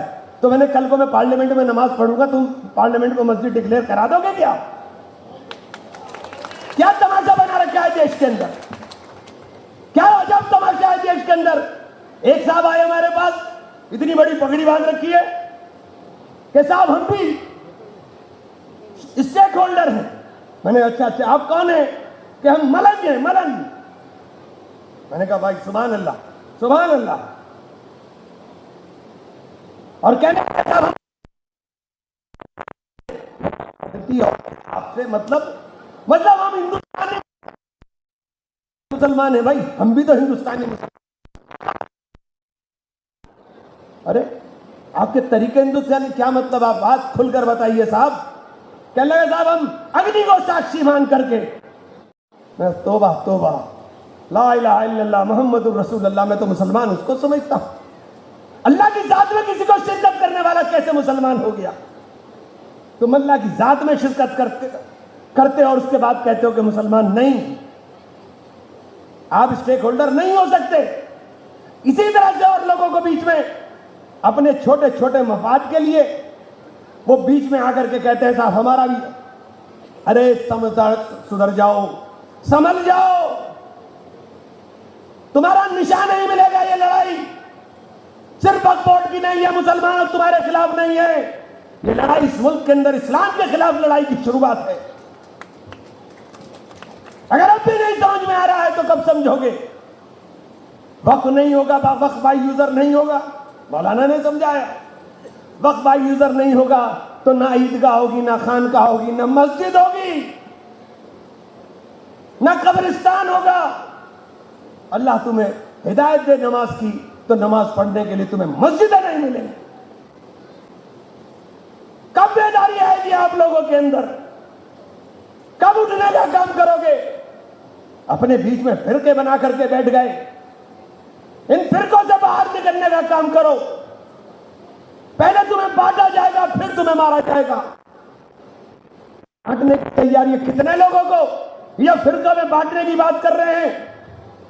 कितने लोगों को फायदा पहुंचाने का काम किया? वक्फ बोर्ड के अंदर 20 वक्फ काउंसिल, सेंट्रल वक्फ काउंसिल में 20 मेंबर होने चाहिए। 2 मेंबर हैं जो वक्फ बिल लेकर आए हैं, 2, एक मिस्टर किरण रिजिजू और दूसरे उनके सेक्रेटरी, दोनों मुसलमान नहीं। आप कैसे बिल बनाकर लेके आए? अब क्या जानते हो वक्फ के बारे में? कहते हैं कि साहब वक्फ की प्रॉपर्टी रजिस्टर्ड नहीं होगी तो वक्फ नहीं माना जाएगा। अरे हिंदुस्तान के अंदर 1906 में रजिस्ट्री शुरू हुई और प्रॉपर्टी हमारी 1906 से कई सौ साल पुरानी है। ये वक्फ बाय यूजर जो गजट नोटिफिकेशन के अंदर आया, कब्रिस्तान, ईदगाह, मस्जिद, खानकाह, और ये खत्म, तो इसका मालकाना हक कहां जाएगा? इनका मालकाना हक केंद्र की सरकार का होगा, स्टेट की गवर्नमेंट विभाग, कलेक्टर तय करेगा कि ये प्रॉपर्टी वक्फ की है कि नहीं। और जब कलेक्टर ही काबिज बैठा है तो तय क्या करेगा? महसूस ये होता है दौरे तबाही है, शीशे की अदालत में पत्थर की गवाही है। दुनिया में कहीं इसकी तफसील नहीं मिलती। कातिल ही मुहाफिज है, कातिल ही सिपाही। अजीब तमाशा देश के अंदर है। कलेक्टर तय करेगा और कलेक्टर ही काबिज है। और कलेक्टर कब तक तय करेगा? इसकी कोई तारीख तय नहीं है। कलेक्टर कब तय करेगा? इसकी कोई तारीख तय नहीं। किसी भी प्रॉपर्टी पर विवाद होगा तो कलेक्टर मालिक हो जाएगा। आपके विवाद करने में कितना टाइम लगता है? इस प्रॉपर्टी को विवादित करने में एक दरखास्त दीजिए, विवाद हो गया, और विवाद हो गया तो कलेक्टर साहब मालिक हो गए। और जब तक विवाद तय नहीं होगा उसका मालकान हक कलेक्टर साहब के पास रहे। कलेक्टर साहब का मतलब सरकार। अल्लाह रब्बुल इज़्ज़त जिस लड़ाई के लिए, जिस आइन को बचाने के लिए, जिस सुनहरे और रोशन मुस्तकबिल, भारत के मुस्तकबिल के लिए आप हज़रात ने कदम उठाए हैं, अल्लाह रब्बुल इज़्ज़त से मुझे यकीन है कि आप कामयाबी आपके कदम चूमेगी। मेरे अजीज़ों, ये मुल्क, प्यारा वतन जिसका नाम हिंदुस्तान और भारत और इंडिया जिसे हम कहते हैं, 1-2 नहीं, 1-2 लाख नहीं, अगर मैं ये कहूँ कि करोड़ों हिंदुस्तानियों की, हिंदू और मुसलमानों और सिख और ईसाइयों की कुर्बानियों की नतीजा है जो आज ये आज़ादी से सांस हम ले रहे हैं। अफसोस की बात है, लोगों को धर्म का नाम लेकर, मजहब का नाम लेकर, इबादत गाहों को टारगेट करके लोगों को आपस में लड़ाया गया है, असल मुद्दों से भटकाया गया है। ये लोग कौम के मुखलिस नहीं हैं, जो लोग मुल्क के मुखलिस नहीं हैं, जो लोग लड़ाने की बात करते हैं। एक मुद्दा ख़त्म होता है तो दूसरा मुद्दा ढूंढ लेते हैं, दूसरा मुद्दा ख़त्म होता है तो तीसरा ढूंढ लेते हैं। पता ये चलता है कि इनकी सारी जहनी सलाहियतें निगेटिविटी में सर्व हो रही हैं, मनफी चीज़ों में सर्व हो रही हैं। और आप मेरी माँ और बहनें बैठी हैं, हम सब लोग ज़्यादातर यहाँ पर वो लोग हैं जो शादीशुदा लोग हैं। मैं अक्सर अपनी कॉन्फ्रेंसी में ये बात कहा करता हूँ, मोहतरम नासिर साहब जो हमारे नौजवानों लीडर, कि जिस घर में शाम को मियाँ बीवी में झगड़ा होते हुए बच्चे देखते हैं तो बच्चों का मन स्कूल जाने नहीं करता, उनका हौसला टूट चुका होता है। ये कैसे मुल्क के रहनुमा हैं जो निस्फ सदी से सिर्फ लड़ाने के इशू ढूंढ रहे हैं? मुल्क कैसे तरक्की करेगा? मुल्क कैसे आगे बढ़ेगा? इनकी नीतियां, इनके मंसूबे सिर्फ लड़ाने और हुकूमत करने के हैं। ये वही लोग हैं जो हजारों लाखों करोड़ उन डकैतों के तो माफ़ करते हैं जो मुल्क का पैसा लेकर चले जाते हैं, लेकिन किसानों के लिए इनके पास देने के लिए कुछ नहीं है।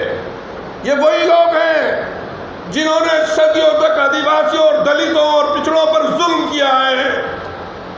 इनकी प्यास नहीं बुझी, उस जुल्म को बराबर जारी रखते हैं। और अब इन्होंने एक शोषा ढूंढ लिया है मुसलमान।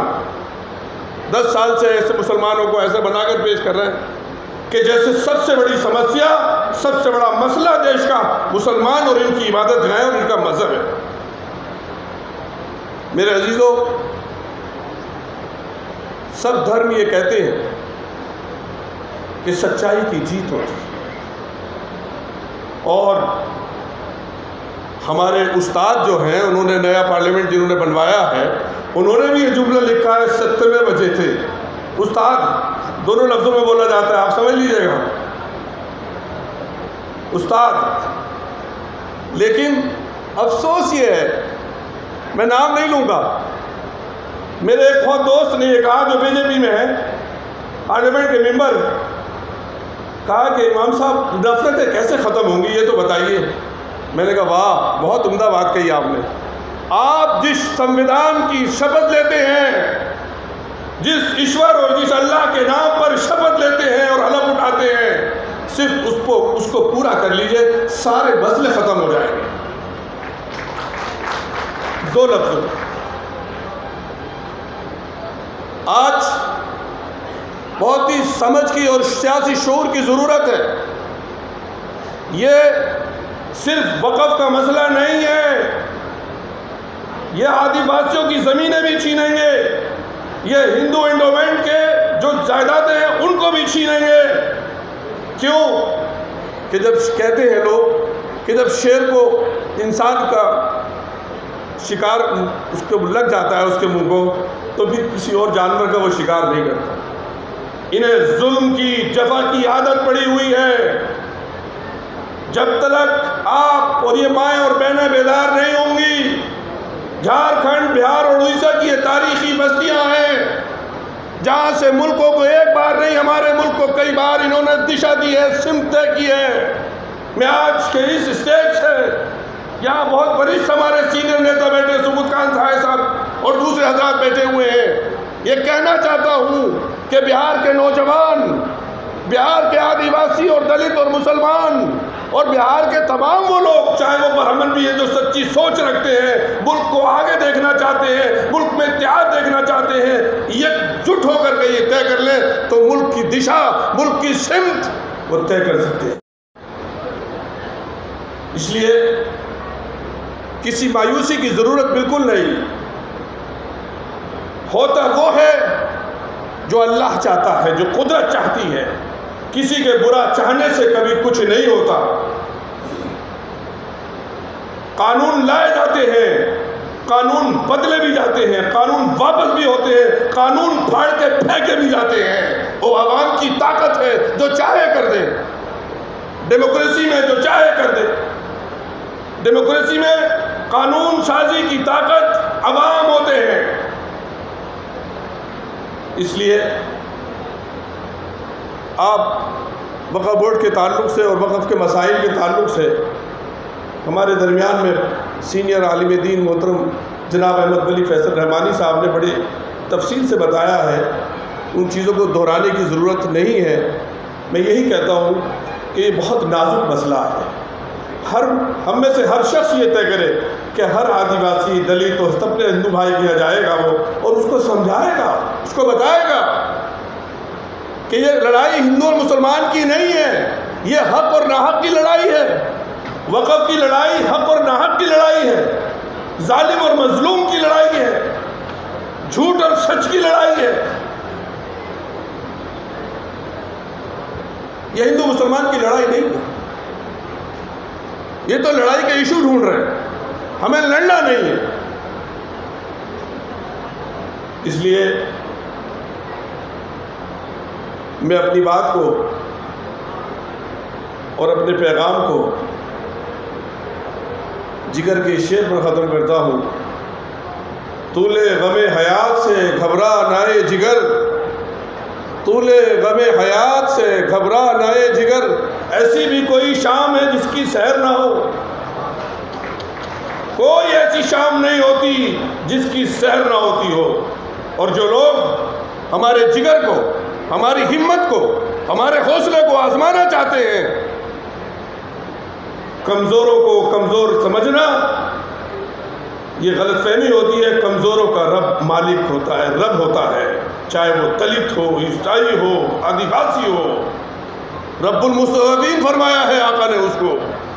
वो कमज़ोर समझे जानों का मालिक होता है। जिन्हें कमज़ोर समझा जाता है, जिन्हें दबाया जाता है, जिन्हें कुचला जाता है, उनके ऊपर कुदरत का हाथ होता है।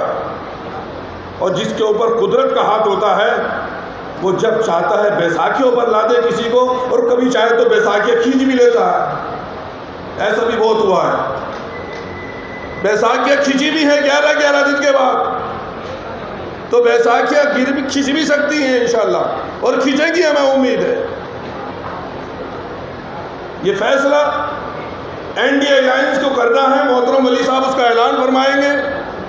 और दूसरी बात जो बहुत अहम है, जिसका जिक्र भाई इमरान मसूद साहब ने भी किया था, कि बहुत से लोग इस वक्त मुस्लिम कम्युनिटी को भी बांटने के लिए मुनाफिकाना किरदार अदा कर रहे हैं। चंद कौड़ियों के लालच में आकर, आपको किसी लालच में ऐसे लोगों की बात नहीं सुननी है जो लालच में आकर दूसरों की डाली हुई मुंह की बात लेते हैं।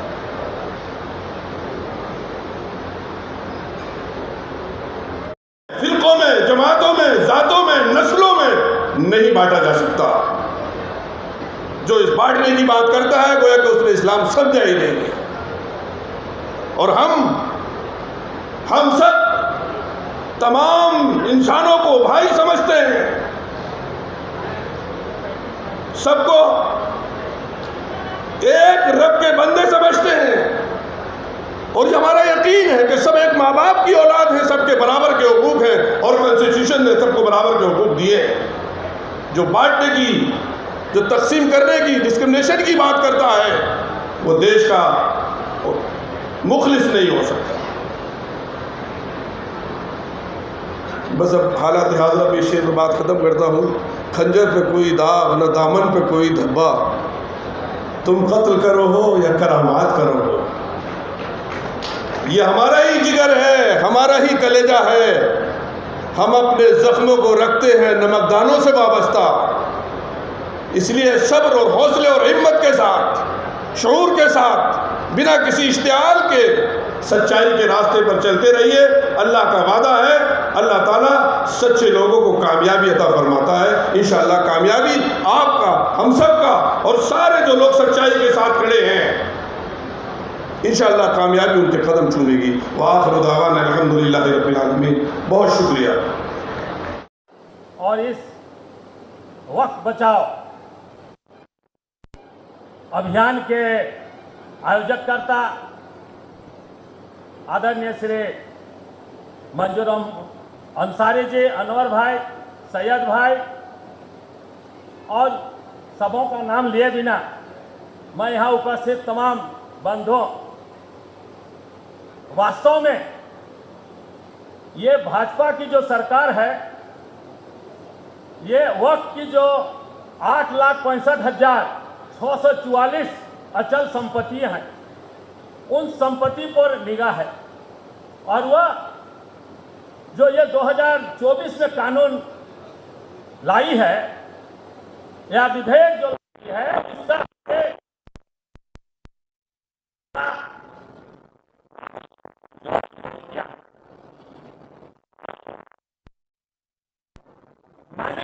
हित के लिए, कल्याण के लिए बराबर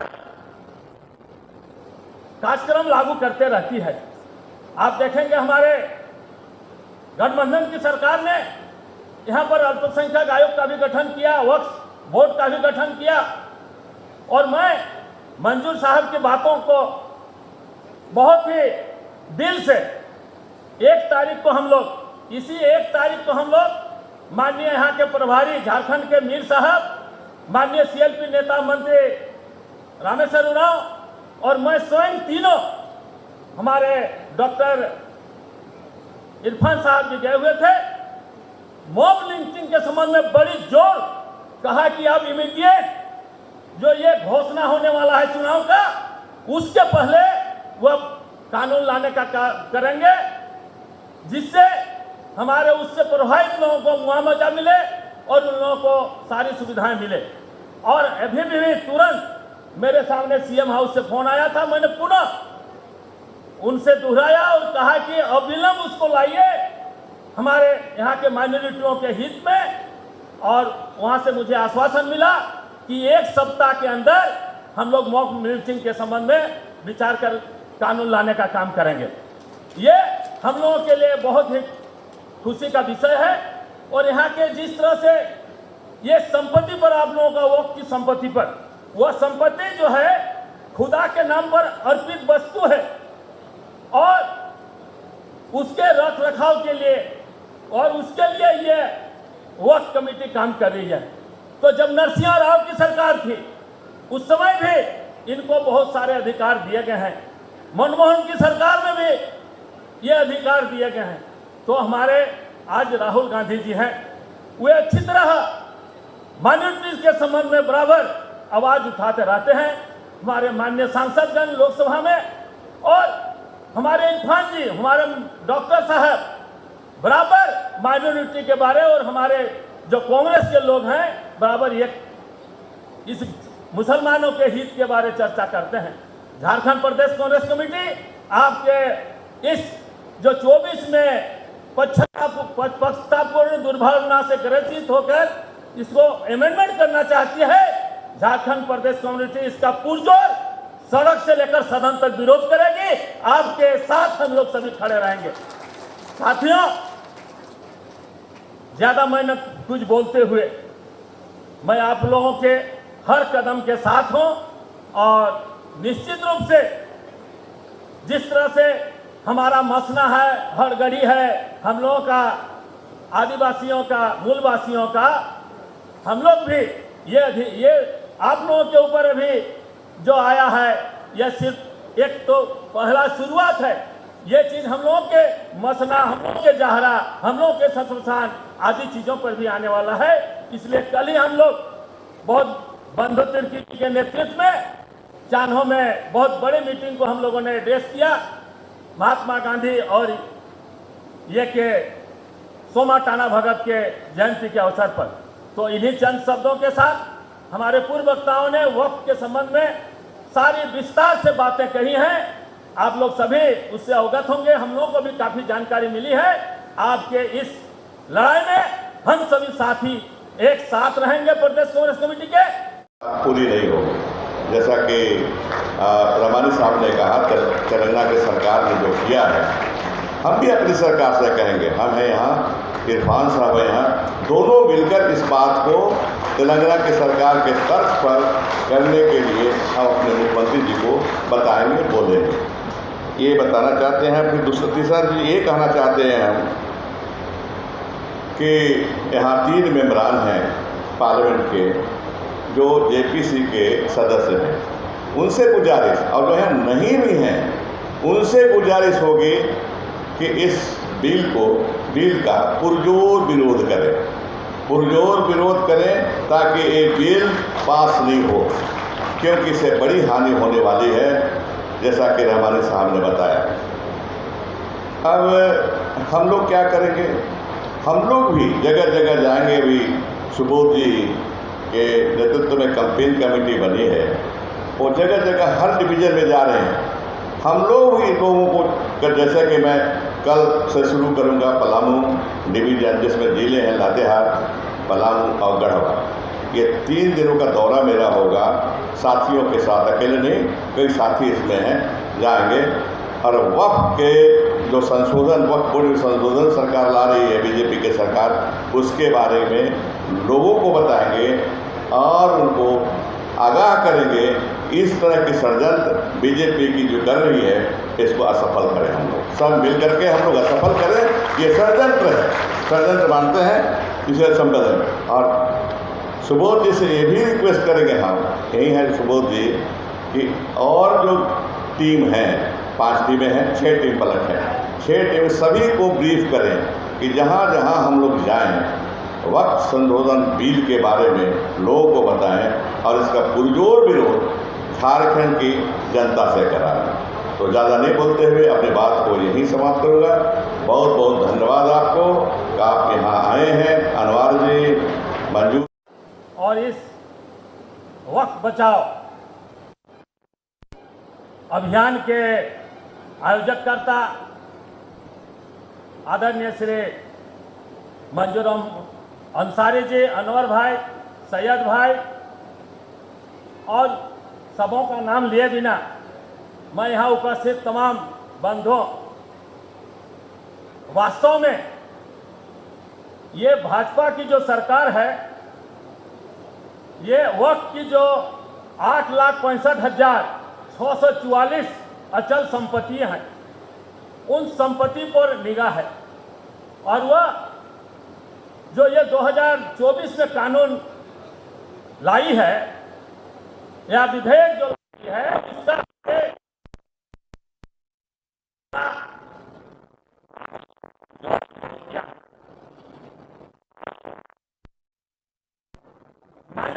हित के लिए, कल्याण के लिए बराबर कार्यक्रम लागू करते रहती है। आप देखेंगे हमारे गठबंधन की सरकार ने यहाँ पर अल्पसंख्यक आयोग का भी गठन किया, वक्फ बोर्ड का भी गठन किया। और मैं मंजूर साहब की बातों को बहुत ही दिल से 1 तारीख को हम लोग, इसी 1 तारीख को हम लोग माननीय यहाँ के प्रभारी झारखंड के मीर साहब, माननीय CLP नेता मंत्री रामेश्वर उरांव और मैं स्वयं तीनों, हमारे डॉक्टर इरफान साहब भी गए हुए थे। मॉब लिंचिंग के संबंध में बड़ी जोर कहा कि अब इमीडिएट जो ये घोषणा होने वाला है चुनाव का, उसके पहले वह कानून लाने का करेंगे, जिससे हमारे उससे प्रभावित लोगों को मुआवजा मिले और उन लोगों को सारी सुविधाएं मिले। और अभी भी तुरंत मेरे सामने CM हाउस से फोन आया था, मैंने पुनः उनसे दोहराया और कहा कि अविलंब उसको लाइए हमारे यहाँ के माइनॉरिटियों के हित में। और वहाँ से मुझे आश्वासन मिला कि 1 सप्ताह के अंदर हम लोग मॉब लिंचिंग के संबंध में विचार कर कानून लाने का काम करेंगे। ये हम लोगों के लिए बहुत ही खुशी का विषय है। और यहाँ के जिस तरह से ये संपत्ति पर, आप लोगों का वक्फ की संपत्ति पर, वह संपत्ति जो है खुदा के नाम पर अर्पित वस्तु है और उसके रख रखाव के लिए और उसके लिए ये वक्फ कमेटी काम कर रही है। तो जब नरसिंह राव की सरकार थी, उस समय भी इनको बहुत सारे अधिकार दिए गए हैं। मनमोहन की सरकार में भी ये अधिकार दिए गए हैं। तो हमारे आज राहुल गांधी जी हैं, वे अच्छी तरह माइनॉरिटीज के संबंध में बराबर आवाज उठाते रहते हैं। हमारे माननीय सांसदगण लोकसभा में और हमारे इरफान जी, हमारे डॉक्टर साहब बराबर माइनॉरिटी के बारे और हमारे जो कांग्रेस के लोग हैं बराबर ये इस मुसलमानों के हित के बारे चर्चा करते हैं। झारखंड प्रदेश कांग्रेस कमेटी आपके इस जो 24 में पक्षपातपूर्ण दुर्भावना से ग्रसित होकर इसको अमेंडमेंट करना चाहती है। झारखंड प्रदेश कम्युनिटी इसका पुरजोर सड़क से लेकर सदन तक विरोध करेगी। आपके साथ हम लोग सभी खड़े रहेंगे। साथियों, ज्यादा मैं न कुछ बोलते हुए मैं आप लोगों के हर कदम के साथ हूं और निश्चित रूप से जिस तरह से हमारा मसना है, हड़गड़ी है, हम लोगों का, आदिवासियों का, मूलवासियों का, हम लोग भी ये आप लोगों के ऊपर अभी जो आया है यह सिर्फ एक तो पहला शुरुआत है। ये चीज हम लोगों के मसना, हम लोगों के जहरा, हम लोगों के शत्रुसान आदि चीजों पर भी आने वाला है। इसलिए कल ही हम लोग बहुत बंधु तिर्की के नेतृत्व में चान्हो में बहुत बड़ी मीटिंग को हम लोगों ने एड्रेस किया महात्मा गांधी और ये के सोमा टाना भगत के जयंती के अवसर पर। तो इन्हीं चंद शब्दों के साथ हमारे पूर्व वक्ताओं ने वक्फ के संबंध में सारी विस्तार से बातें कही हैं। आप लोग सभी उससे अवगत होंगे। हम लोगों को भी काफी जानकारी मिली है। आपके इस लड़ाई में हम सभी साथी एक साथ रहेंगे। प्रदेश कांग्रेस कमेटी के से हमने इसको कर दिया। यही तो है। हमें याद है हमारे दादा जिस गांव में हम लोग पलामू जिला के पाकी तहसील ब्लॉक में, तो वो दादा थे, मंदिर के लिए जमीन दिया, मस्जिद के लिए भी दिया, वहाँ ईदगाह भी है हमारे घर। तो हम उस परंपरा को देखते आ रहे हैं। आज उसका खाता खतियान कोई पूछे तो कौन बताएगा वो खाता खतिया? तो ये सिर्फ ये है साथियों कि मुसलमानों का जमीन जो वक्त का है वो आंख में चुभ रहा है, आंख में चुभ रहा है। अभी भाई ने कहा 50,000 करोड़ की आमदनी सालाना आ सकती है, ये मोदी के आंख में चुभ रहा है। ये भाजपाइयों को बर्दाश्त नहीं हो रहा है। लड़ाई इस बात का है और इसी लड़ाई में आपकी वजूद की लड़ाई, आपकी वजूद की लड़ाई है। ये इल्वा और रांची और झारखंड के मुसलमानों की लड़ाई नहीं है, ये देश के हर वो जो इस धरती पे पैदा हुआ अल्लाह के नाम से, उसकी लड़ाई है। ये वक्त की लड़ाई, वक्त की जमीन की लड़ाई, उसकी लड़ाई है साथ। हम इसको,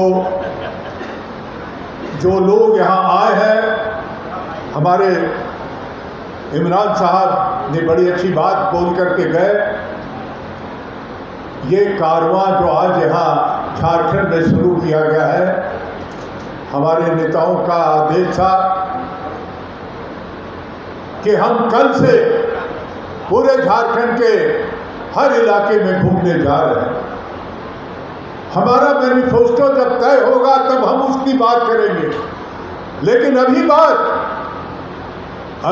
अगर अत्याचार की होती है तो बेरोजगारों पे अत्याचार, बेरोजगारी का सवाल, महंगाई का सवाल, आम लोगों पे अत्याचार, महिलाओं पे अत्याचार, किसानों पे अत्याचार, दलितों पे अत्याचार, आदिवासियों पे अत्याचार। CNT और SPT में जो संशोधन किया गया था वो यही तो था कि आदिवासियों की जमीन अब जो चाहे ले सकता है। याद है कि नहीं कितना आंदोलन हुआ? और वही अब आज तक तो आपकी भावनाओं से खेल रहे थे लोग, अब आपके धरोहर, आपकी जगह जमीन जो हमारी पहचान होती है, अब उससे खेलने का, अत्याचार का जो ये सवाल है, यही हमारा मुद्दा झारखंड में।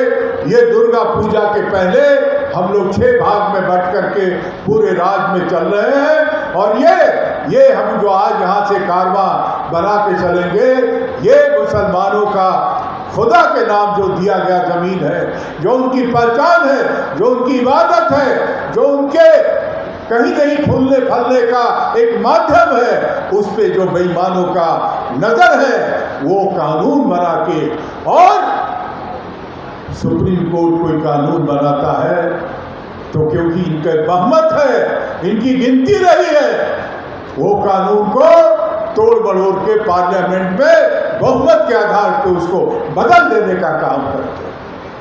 इसलिए मैं कहना चाहता हूँ, आज के आए हुए यहाँ उलमा इकराम है, दानिश्वर है, कोऑपरेटिव मूवमेंट के हमारे गांव के अपने आप मेहनतकश लोग हैं, इस लड़ाई को यहाँ से लेके बाहर मत छोड़िएगा, लेके चलिए, हर घर तक चलिए और हर लोगों को, नौजवानों को, उनको भी बताइए कि ये लड़ाई तुम्हारी वजूद की लड़ाई है, तुम्हारी पहचान की लड़ाई है, तुम्हारे जीने के सलूक की लड़ाई है। कैसे हम रोजा करने के बाद हम बिना लोगों को खिलाए हुए हम नहीं खाते? तो ये आज मूल रूप से मैं समझता हूँ कि आज यहाँ से कॉल दीजिए, हमारे नासिर भाई कॉल दीजिए आज यहाँ से कि झारखंड का एक एक बेटा अपनी पहचान, अपने इबादत का जो जगह है उसको बचाने के लिए एक पैर पे खड़ा रहेगा। कांग्रेस पार्टी जो इंडिया गठबंधन, उसके साथ कदम से कदम मिला के चलेगी। मैं इसी विश्वास के साथ आपको सलाम करता हूँ, नमस्कार करता हूँ, जोहार करता हूँ। लड़ाई अभी बाकी है साथियों, लड़ाई अभी बाकी है, क्योंकि सारा अधिकार संविधान ही आपको देता है। अगर झारखंड एक टिमटिमाता हुआ राज्य आपका है, चारों तरफ से भाजपाइयों ने घेर लिया है, उड़ीसा चला गया, छत्तीसगढ़ चला गया, मध्य प्रदेश चला गया, बिहार चला गया, ऐसे हालत में किसी भी कीमत पर इसको बचाइए।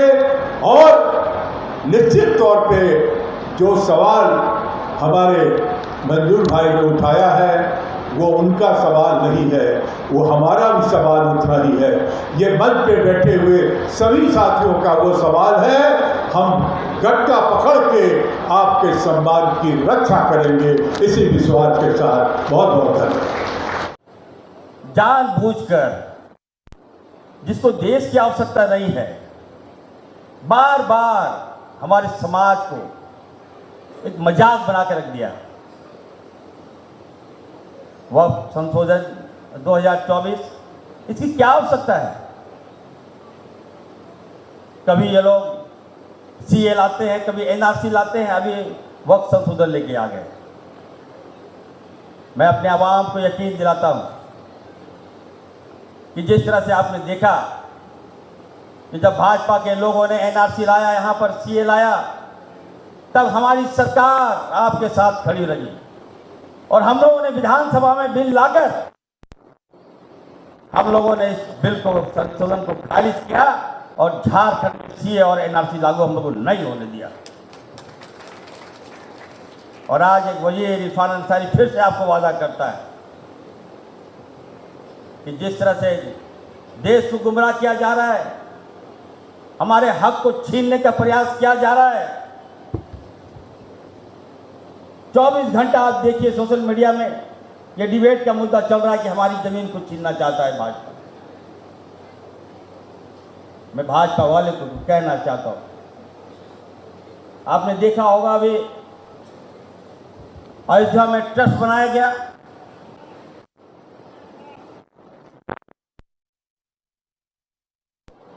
सारे हमारे सनातन भाई है, सारे हमारे हिंदू भाई हैं, हमें तो हम लोगों ने कहा चलो भाई ठीक है, लेकिन जो जानकारी मिल रही है वक्फ बोर्ड जो हमारा है उस पर संशोधन किया जाएगा, वो छीना जाएगा। तो मैं झारखंड के तमाम आवाम को कहना चाहता हूं, यकीन मानिए आपका इरफान अंसारी आपको यकीन दिलाता है, कोई माई का लाल झारखंड में वक्फ बोर्ड संशोधन नहीं होने देंगे। यहां कोई नहीं कर सकता है इसको। हम लोग बिल लाएंगे और हम लोग संशोधन करेंगे, तेलंगाना के तर्ज पर यहां भी लागू होगा। हमारे माननीय मुख्यमंत्री आदरणीय हेमंत सोरेन जी सबको लेकर चल रहे हैं, सबका काम कर रहे हैं। समय कम है, आपने देखा होगा अभी मंजूर साहब बता रहे थे, तो पानी लो, कि 5 साल में अखिलितों का काम नहीं हुआ। ऐसी बात नहीं है। 5 साल में 2 साल तो आपका कोरोना चला गया। कोविड में हम लोगों ने सबको जान बचाने का काम किया, एक एक घर तक हम लोग पहुंचे, एक एक लोगों को हम लोगों ने मदद किया। 3 साल 2 साल तो ऐसा इन लोगों ने डराया हमारी सरकार को, कोई काम करने नहीं दिया, लेकिन फिर भी हमारे माननीय मुख्यमंत्री जी खड़े रहे। आपके हर मुसाइल को हम यकीन दिलाते हैं हम लोग पूरा करेंगे, लेकिन बातें हैं जो शायद होना चाहिए था। मैं ये नहीं कह सकता कि हम लोग पूरा खरे उतरे हैं, लेकिन खरे उतरने का प्रयास भी किए। देखा होगा मेन रोड में नुपुर कांड, नुपुर शर्मा ने जिस तरह से हमारे इस्लाम को गाली दिया, उसके विरोध में पूरे देश में जुलूस निकाला गया, विरोध प्रदर्शन किया गया। उसी तरह से झारखंड में भी, रांची में भी प्रदर्शन किया गया, लेकिन वहां पर जानबूझ के साजिश के तहत हमारे बच्चों को गोली मार दिया, सीने पे गोली मार दिया, खोपड़ी में गोली मार दिया। और सबसे पहले यदि किसी ने आवाज उठाया तो इरफान अंसारी ने आवाज उठाया, हमने कहा नहीं होने देंगे अभी। और जो गोली चलाने वाले था, जो आईपीएस था, वो जानता मैं पहले एसपी था, और मेरा बयान आया कि एसपी की इतनी हिम्मत कैसे हो गई कि उसने सीधा सीने में गोली मार दिया। भाजपा वाले आंदोलन करेंगे, भाजपा वाला पथराव करेंगे, तो उसको आंसू गैस का बौछारा कीजिएगा का नाम दे दिया गया। यहाँ हमारे अध्यक्ष जी भी हैं और बंधु दादा भी हैं। हम लोग मिलकर जो फर्जी नाम दिया गया, बेगुनाह को जो नाम दिया गया है, उस नाम को हम लोग खत्म करने का प्रयास करेंगे। मैं अपने आवाम को विश्वास दिलाता हूँ। आप लोगों ने बहुत विस्तार पूर्वक यहाँ पर सुना। हमारे भाई जो इसके पूर्व में हमारे डिटेल से वक्फ बचाव के संबंध में आप लोगों को बतलाया, और साथ साथ यहाँ पर उपस्थित सभी हमारे प्रेस के मित्रों और दूर दराज से आए इस वक्फ बचाव अभियान में आपने अपना साक्षी देने के लिए आए हैं। जितने भी यहाँ पर सभी हमारे मुसलमान भाइयों, पत्रकार मित्रों और सभी साथीगण, मैं बहुत ज़्यादा नहीं कहूँगा। एक बात सही बात है कि हमारे जो अभी सहारनपुर के एमपी साहब जिस बात को बोला और कुछ बातों को हमारे और भी वक्ताओं ने बोला, ये केवल मुसलमानों के खतरे की घंटी नहीं है। आने वाले दिन में ये खतरे की घंटी आदिवासियों पर होगा। इस बात को समझने की ज़रूरत है। और जिस तरह से आपने इस प्रदेश में पेशा कानून की लड़ाई, जो पेशा के तहत चुनाव हो, इसके लिए मुझे पता है इस लड़ाई को हम लोगों ने लड़ा था और मुसलमानों का बढ़ चढ़ करके उसमें हिस्सेदारी रही है। साथ में चाहे मूलवासियों की बात कहे, हमारे यहाँ के लोगों का पूरा खुल करके मुसलमानों का साथ रहा है जुलूस जलसे में। और इसी तरीके से मैं आपको विश्वास दिलाता हूँ कि आपका आने वाला इस लड़ाई में आदिवासियों के बीच में, दलितों के बीच में जा करके इस वक्फ बचाओ अभियान के साथ आदिवासियों को भी जोड़ने का काम करेंगे। और अगर ऐसा नहीं होता है तो उनका कल सरना मसना हरगड़ी जो नेचर ऑफ तरह तरह का लैंड है, इसको भी इसी तरह से कब्जा करने का ये केंद्र सरकार का मंसूबा है। और इसीलिए आपने देख रहा होगा कि पूरे गीत की तरह पूरा देश के मुख्यमंत्री, पूर्व मुख्यमंत्री, गृह मंत्री मंडरा रहे हैं और अपने बिजनेस व्यापारी साथियों को खुश करने के लिए ज़मीन पर पूरा उनका गिद्ध नज़र लगा हुआ है। और इस तमाम चीज़ों को हम बता करके आने वाले दिन में आदिवासियों के बीच में एक इसी तरह का जलसा करा के बहुत जल्द ये वक्फ बचाओ अभियान के संबंध में और आदिवासियों का भी सरना मसना बचाओ इस अभियान को लेकर के हम जाएंगे। दूसरी बात कह के मैं ख़त्म करूंगा। एक बात सच्ची बात है, इस बार जो आप यहाँ पर 5 पार्लियामेंट सीट जीते हैं नासिर सर, इस बात को मैं आपके साथ बिल्कुल जिम्मेवारी के साथ मैं कहना चाहूँगा। इस बार जो सीट जीते हैं आदिवासी सीट, जहाँ पर 5 लोकसभा सीट है, आदिवासी और इसको भूला नहीं जा सकता। इस बात को समझना, मैंने देखा है इस बार बिना मुसलमान, बिना बूथ का लिए या अपनी जिम्मेवारी को समझते हुए हमारी मुस्लिम महिलाएं लोग घर घर से निकल करके जो वोट दिया है, मतदान किया है, इस बात को, इसको हम लोगों को समझने की ज़रूरत है। इसी तरीके से मैं कहूँगा कि ये सच्ची बात है कि मुसलमान आपके साथ है, कहीं जाने वाले नहीं है। लेकिन माननीय मंत्री जी लोग अभी हैं, चले गए। ये बात मंजूर अंसारी जी सही बोला है, हम तो रो करके गा करके वोट हम देंगे, लेकिन सच्चाई बात है कि 5 साल में इसके लिए क्या किया, ये जवाब आपको देने का ज़रूरत है। इस बात को समझना है।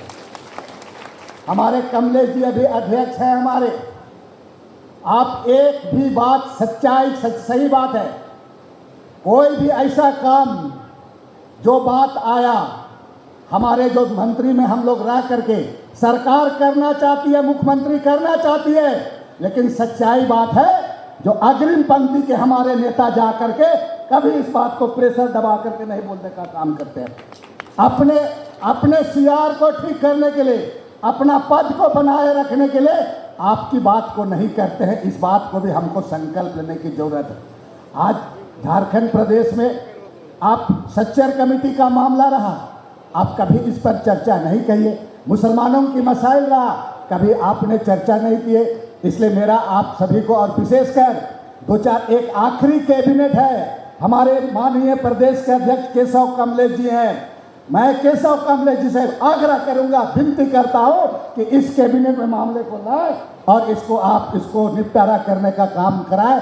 कम से कम आप इसको आश्वासन दे, वादा करें, ये बोले कुछ आपका मामला पड़ा हुआ है मेन रोड का जो केस फौजदारी का मामला है, इस बारे में भी आपको बात करने की ज़रूरत है। इन्हीं शब्दों के साथ मैं आपको विश्वास दिलाता हूँ, बहुत जल्दी 1 सप्ताह के अंदर आपके समर्थन में, चूंकि ये आदिवासी के साथ भी खतरा है, मुझे समझ में आता है, आने वाले दिन में वक्फ बचाओ अभियान हम मिल करके आपके साथ करेंगे और आगे बढ़ेंगे। हेमंत सोरेन साहब और झारखंड वक्फ बोर्ड के चेयरमैन जनाब सरफराज साहब से मुतालबा करते हैं कि वो तेलंगाना हुकूमत की तरफ इस बिल को मुकम्मल तौर पर मुस्तरद करने के लिए एक रेजोल्यूशन पास करें और मरकजी हुकूमत को भेजें। इंशाअल्लाह हम मुश्तरका पार्लिमानी कमेटी JPC से अपील करते हैं कि वो अपने कौमी फ़राइज़ को याद रखें और इंसाफ, बराबरी और भाईचारे के मफाद में इस बिल को मुकम्मल तौर पर मुस्तरद कर दें। हम आज़म करते हैं कि हम अपने ख़ानदानों और कौम में वक्फ और आइनी हुकूक़ की बेदारी की मुहिम चलाते रहेंगे। आइए सब लोग दुआ करें। बिस्मिल्लाहिर्रहमानिर्रहीम। अल्लाहुम्मा अंतस्सलाम व मिनकस्सलाम तबारकत या ज़ुल जलाली वल इकराम या हय्यु या क़य्यूम बिरहमतिका नस्तगीथ। या अल्लाह, हम सब लोगों को ये तौफ़ीक़ अता फ़रमाइए कि हम सब लोग इस बेदारी के मुहिम में, या अल्लाह रब्बुल आलमीन, हम लोगों को तौफ़ीक़ अता फ़रमाइए और हम लोगों को हिकमत अता फ़रमाइए कि ऐसा लाएमल तैयार हो जाए जिससे कि ये बिल मुस्तरद हो जाए। या अल्लाह, हम सबों पर आसानी पैदा फ़रमाइए। या अल्लाह, हम सब लोगों को तौफ़ीक़ अता फ़रमाइए कि हम लोग इस मुल्क में अमन, अमान और सुकून की फ़ज़ा कायम कर सकें। रब्बना तक़ब्बल मिन्ना इन्नका अंतस समीउल अलीम व तुब अलैना इन्नका अंतत तव्वाबुर रहीम। सुब्हान रब्बिका रब्बिल इज़्ज़ति अम्मा यसिफ़ून व सलामुन अलल मुरसलीन वल्हम्दुलिल्लाहि रब्बिल आलमीन। बारकल्लाहु फ़ीकुम जमीअन। अस्सलामु